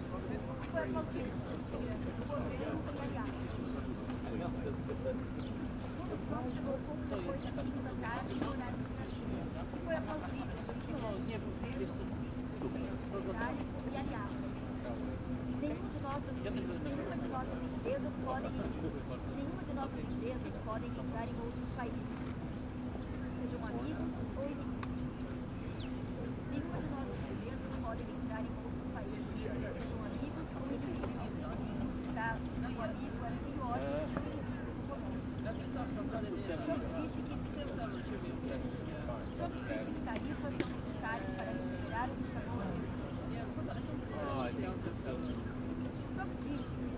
Trump disse que tarifas são necessárias para recuperar o que chamou de hemorragia dos Estados Unidos, e o déficit recorde de 21,2%.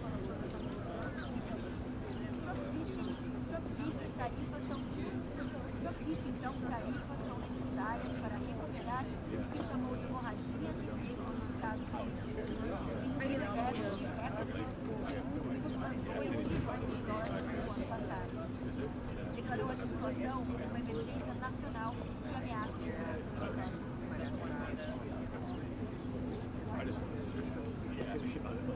presidente mostrou uma tabela com a tradução dos países. O presidente mostrou uma tabela. Marcar cortina com algum dos países. O presidente mostrou uma tabela.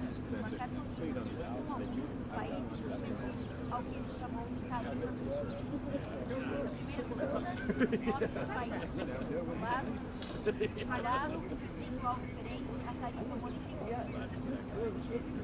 Ao lado, percentual diferente a tarifas monetárias e outros tipos de barreiras comerciais aplicadas nesses países aos produtos americanos. Da coluna da direita, as tarifas que passarão a ser cobradas pelos Estados Unidos.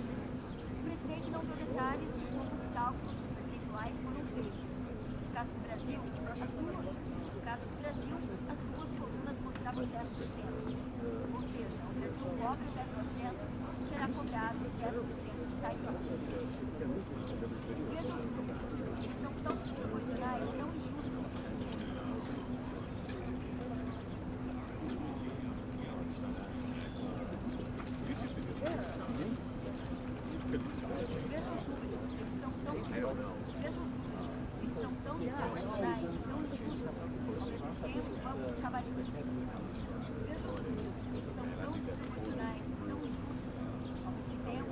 Vamos estabelecer a tarifa base mínima de 10% para outros países.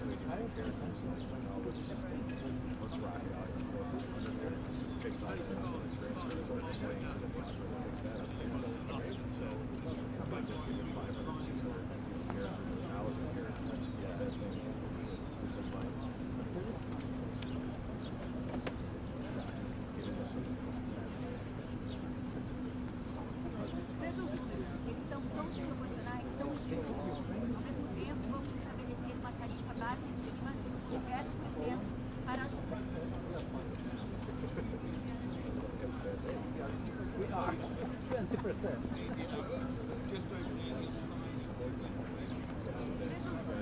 Eles são tão desproporcionais, tão injustos. Ao mesmo tempo, vamos estabelecer a tarifa base mínima de 10% para outros países para ajudar a reduzir nossa economia e prevenir ultrapassos. A regra ficou assim: todos os países que fazem comércio para os Estados Unidos. A regra ficou assim: todos os países. A regra ficou assim: todos os países que fazem comércio para os Estados Unidos terão uma tarifa base de 10%. Além disso, cerca de 60 países vão ter uma taxa adicional de acordo com o cálculo feito pela Casa Branca. As tarifas de 10% começam a valer no dia 1 de abril. E as dos países de sobretaxa no dia 9 de abril.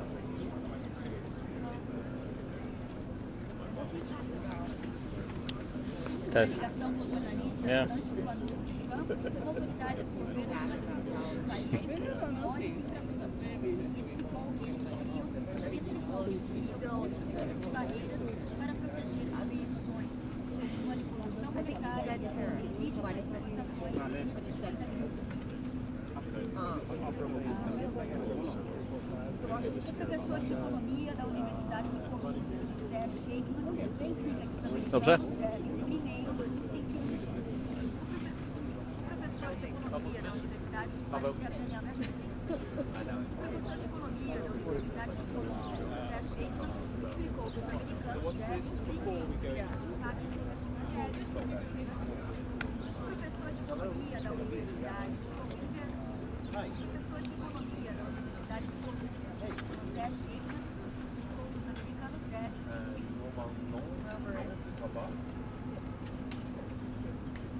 o professor de economia da Universidade de Colômbia, José Sheikman, explicou que os americanos devem primeiro sentir o impacto negativo do aumento das ações.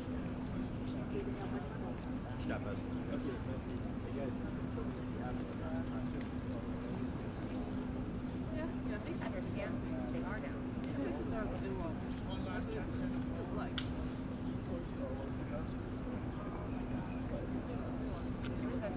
Like 49 minutes long.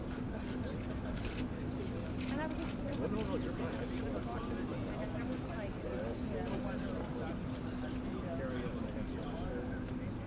so I had like added somewhere all like, oh, Japan, they're all they're tough and active for the movie. I was like, I'm just gonna put that in for the least like kind of fun. Right.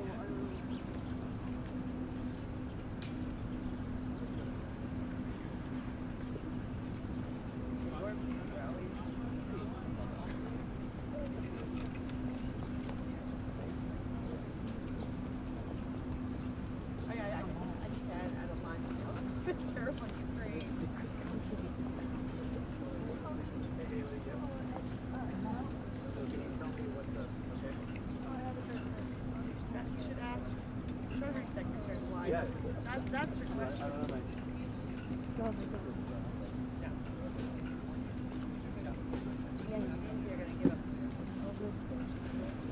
Is zica? Ok, só música mesmo. Daniel, você já gravou com duas? Você gravou com duas? Oh, he's going to another one. He's going to all of them. I think he just left one and he's going to another, no? No. Yeah. He's just going to see. And maybe they're gonna take my out in the other door. They might do it. Yeah, he's going to another one. Right? Sorry to inform. Is that wrong?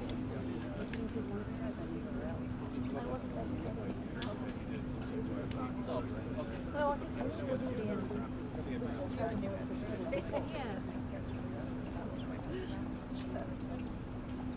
No, that probably is. Yeah. And then one of the guys. I was like, what is going on? I was so scared.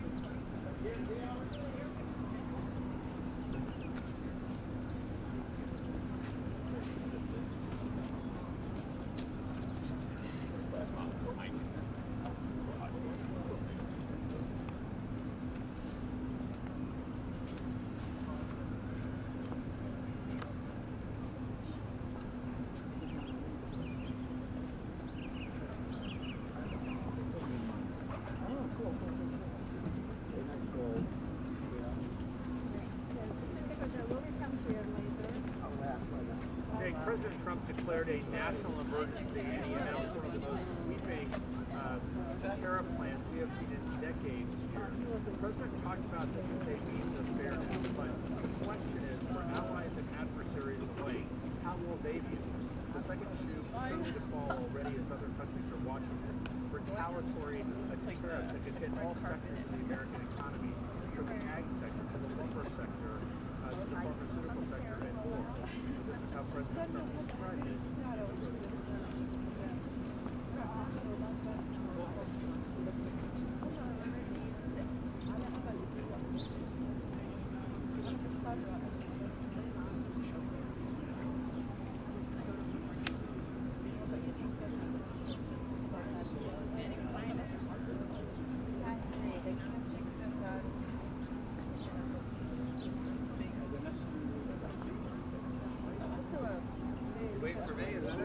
Here to the mic. You waiting for me? Yeah. Many decades there, the president said, and that is that at least the World War II era, you have to go back to this type of trade policy that is going to again. Jake, the fallout from this is far-reaching as other countries are learning what these retaliatory, what the reciprocal tariffs will be. They are sure to respond with retaliatory tariffs. A few examples here. Yeah, like so hot. Tariffs on China. Now, in addition to the 34% that was announced this afternoon, a 51% tariffs on China goods. Think of what that's going to do to the economy. So there is so much concern, really, throughout the economic world. The rules today here, Senate Republicans on the Budget Committee were meeting with the administration to discuss the tariff announcement, along with the budgeting plan. Is designed to extend Trump's tax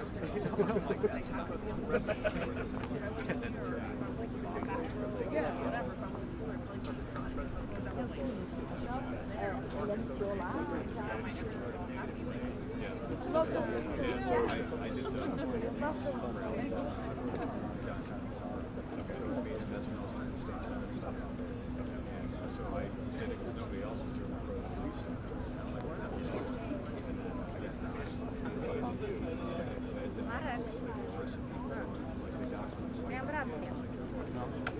Pesem potwierdził Bloombergowi 54. 64 Plus. To Unia Europejska No właśnie 30. nie wiem. No właśnie nie wiem. Nie wiem.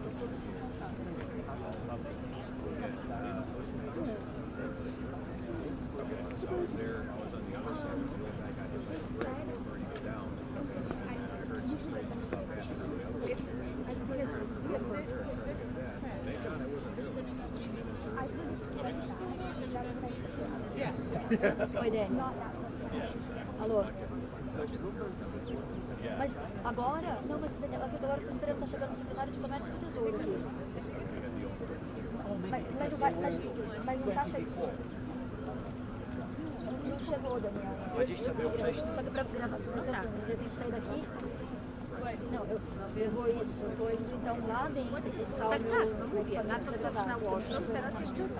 Dá um segundo, vai demorar um pouco. É banheiro.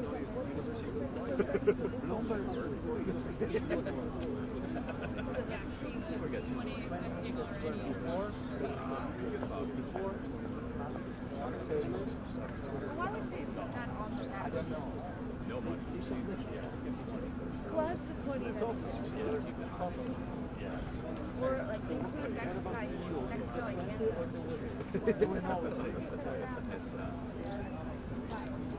yeah, it's already 25.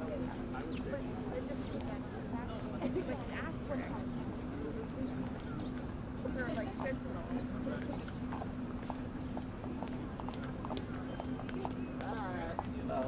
We have just 2 questions, please. Hey guys. You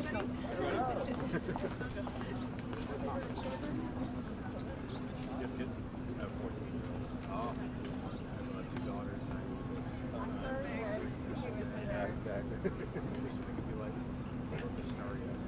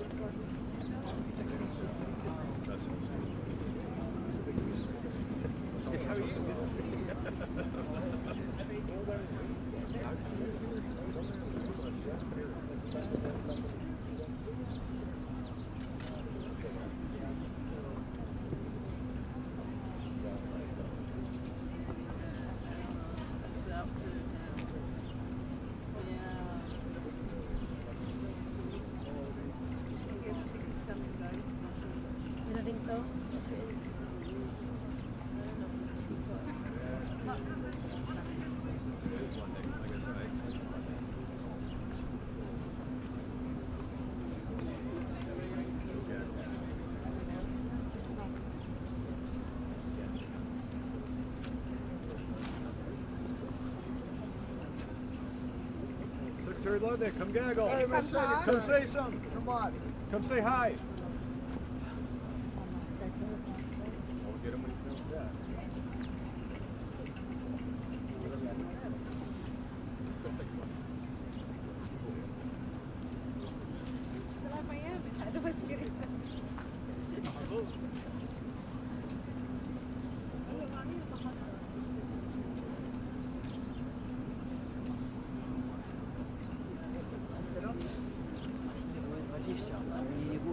Nie, no więc jakby, ja wiem, no więc jest 20. So I guess the time is faster to come out. We might get them. We might both dodge. We might time for both of those to be done.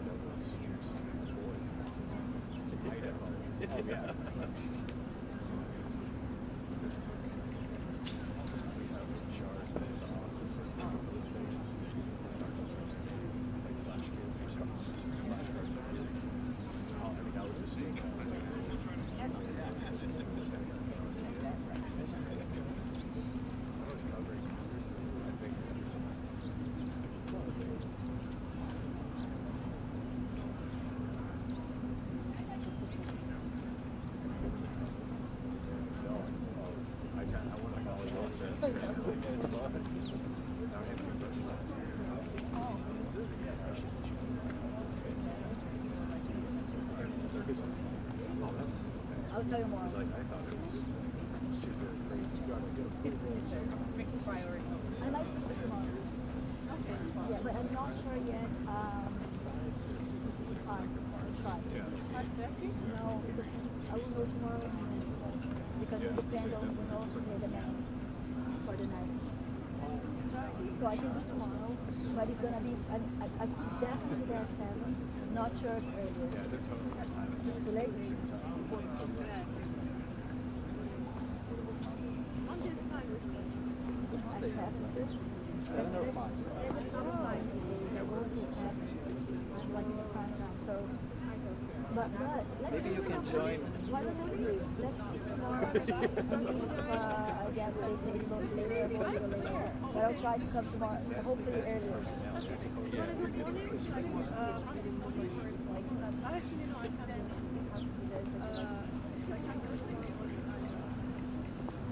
Let's try tomorrow. Like, but why don't you say tomorrow at 6? Because at 6, if I get late, I don't have to. No? Which one? Yeah. Okay.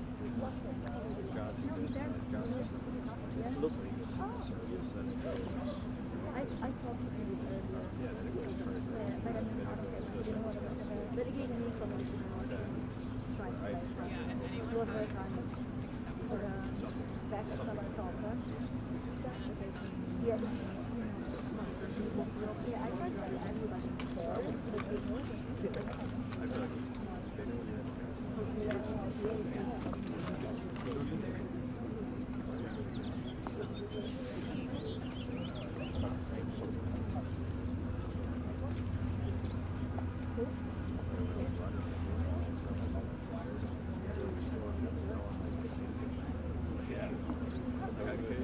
And therefore, I wasn't expecting this. Yeah, this is very sweet.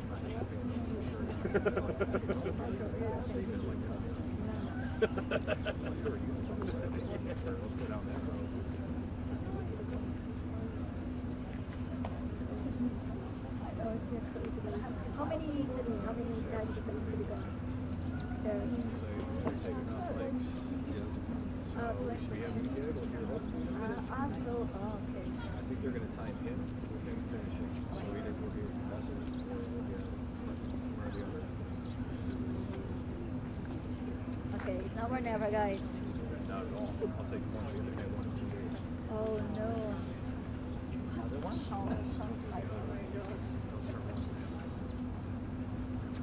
I think Sean wants to come back to this team.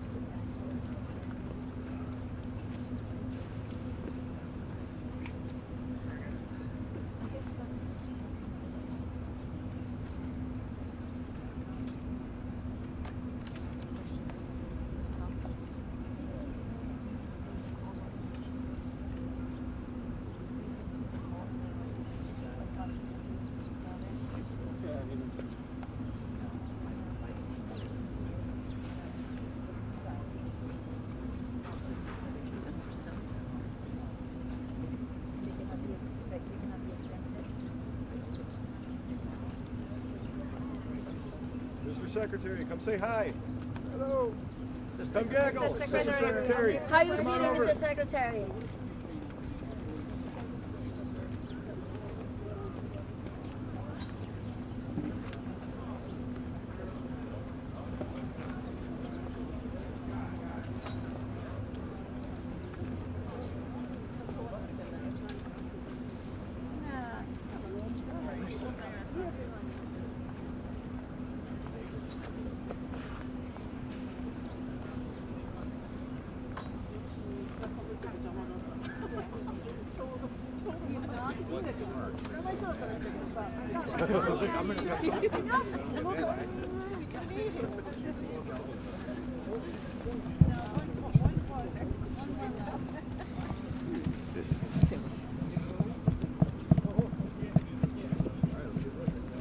き出せば大丈夫です。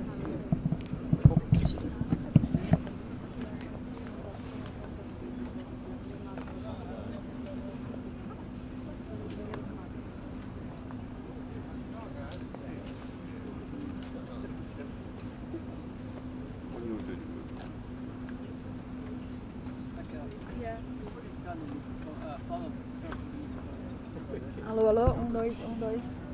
Tá com bateria? Não, é pra testar o nível. Tá bom. Você quer que eu fale mais longe? Aqui? Any questions? Anybody? I think they were not bad. You know, it wasn't a good list. Good.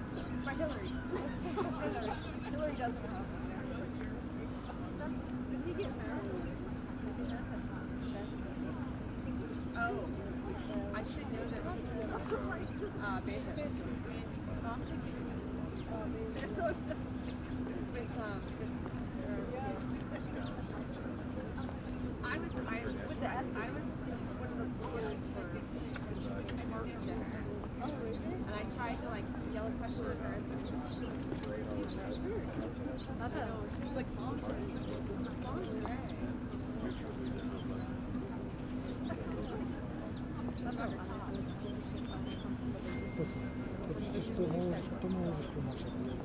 Okay. I actually like it. I mean, if not for inauguration, but like, if you were, you know, a stripper, I know. No, just talking about what's your name? Don't give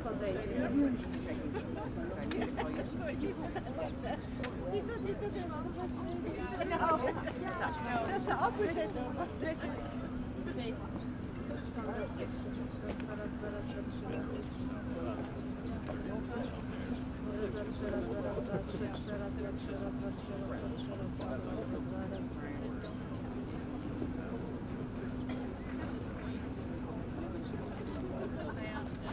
Right, so it would be added, like, well, let's go back to what they were saying.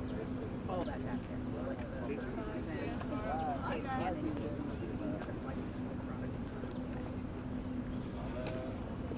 they get added in. Yeah, sorry.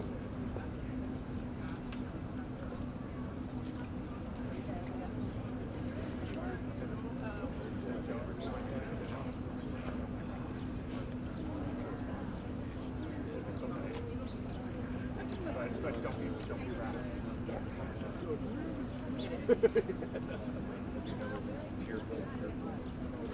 But also plus 248, or you know what I mean? Because there's so this was Nobody's right. The internet's not forever. Oh, anyway. Right. Sorry. Okay.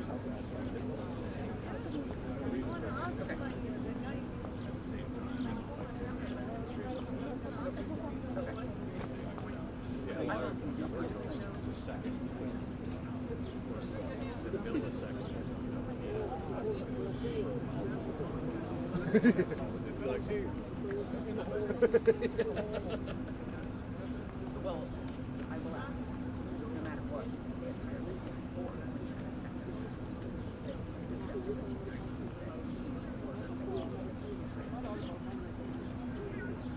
but like, you know, a solar cell that compares to 111 still has that age. But anyway, but I'll check some. Okay, thanks. Okay.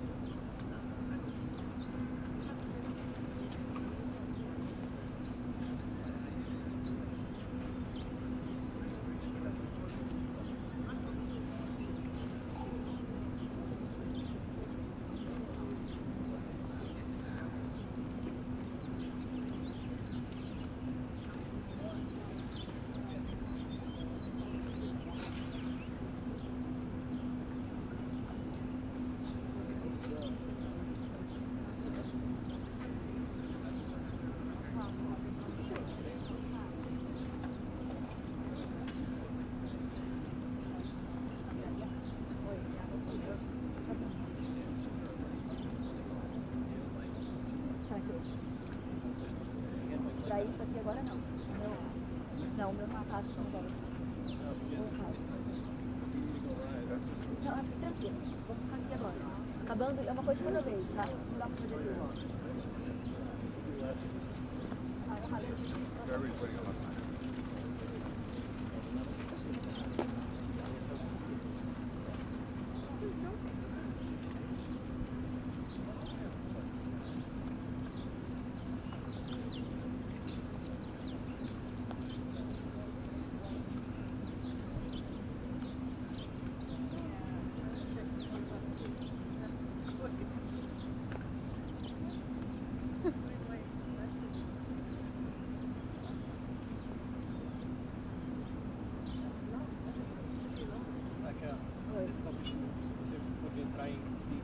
Talvez. Fala que depois você responde. Fala que talvez. Fala que eu já falo, que a gente tá esperando. Fala que o secretário tá chegando, a gente já responde.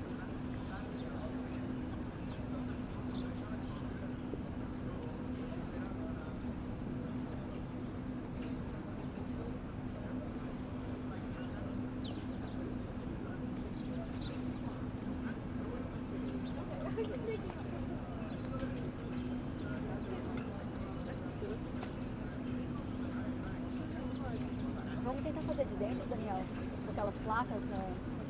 Pode ser na mão mesmo. Ah, mas eu preciso de tempo para ajustar. Tá bom, mas pode ir assim mesmo, assim ó. Não, eu preciso pegar o live. Tá bom. Vai dar certo. A gente dá certo. A gente tem 20 minutos pra tempo. Ele já tá acabando ali, né?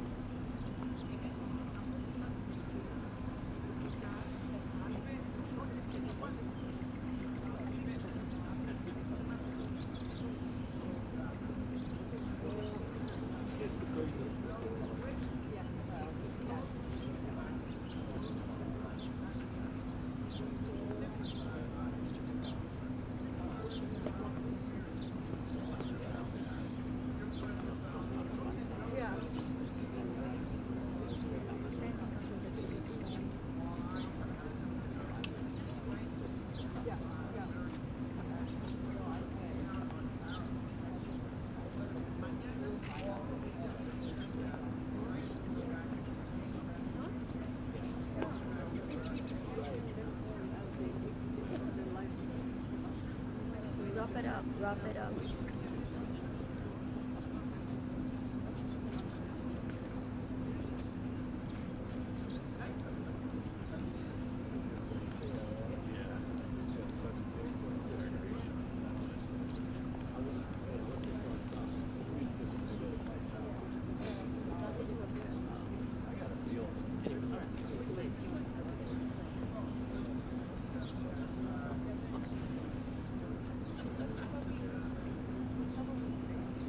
Tá vindo.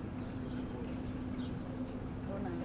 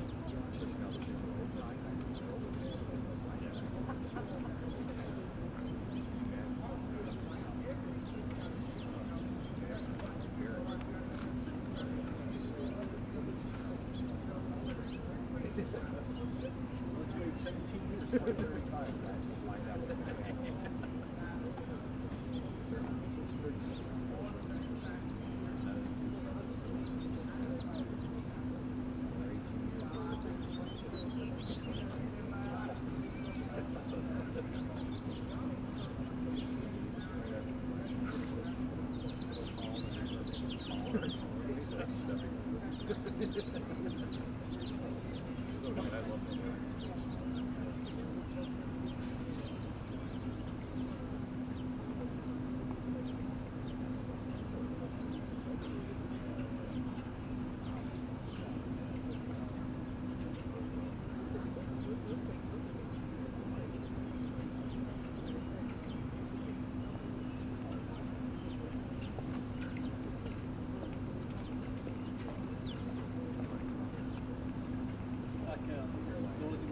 bom.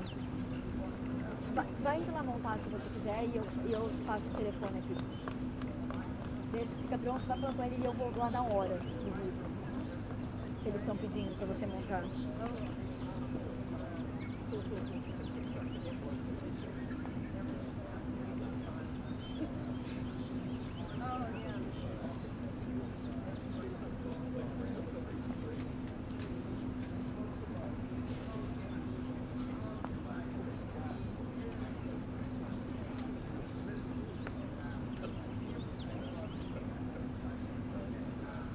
Daniel, do you know what?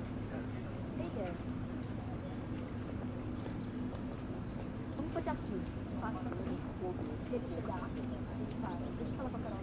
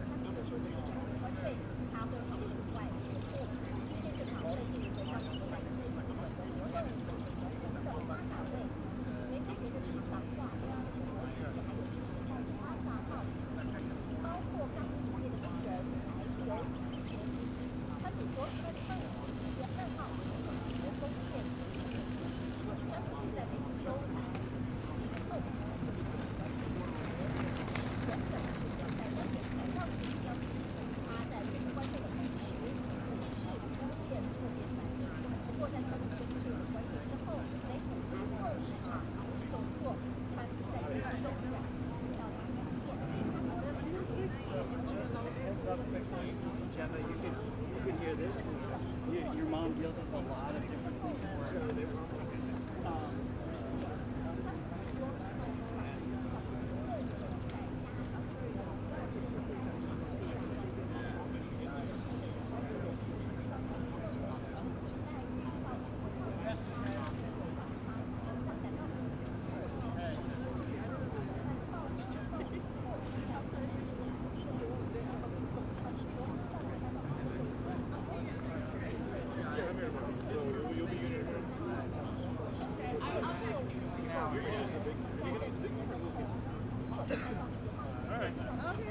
Good. See ya. So I guess you haven't heard anything about live chat. They have one of the other. Let's do a second live chat here. I'd love to stay a little more. You want to talk to them? Finally, when you were leaving, then I started walking. So they asked me to stay a little longer. Okay. You're the best. You're the best. Yeah, so I guess put a bar.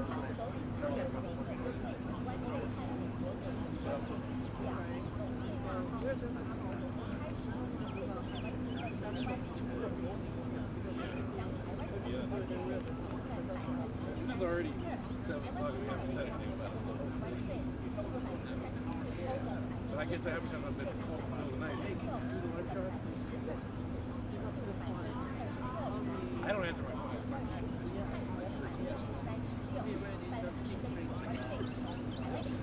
I've done it on the hill.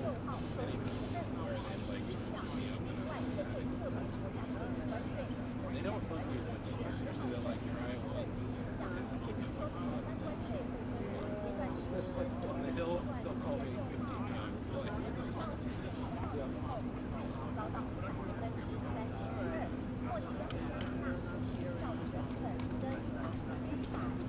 Hopefully you get out here soon. I'll see you tomorrow.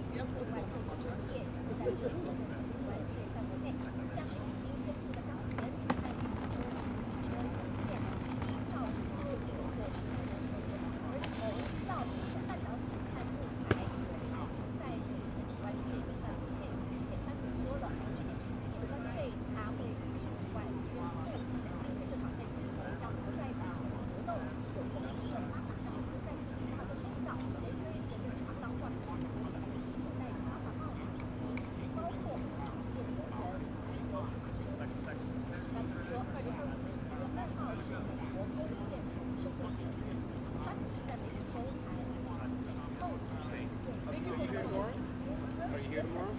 I'll be back. Oh, okay. I'll see you tomorrow.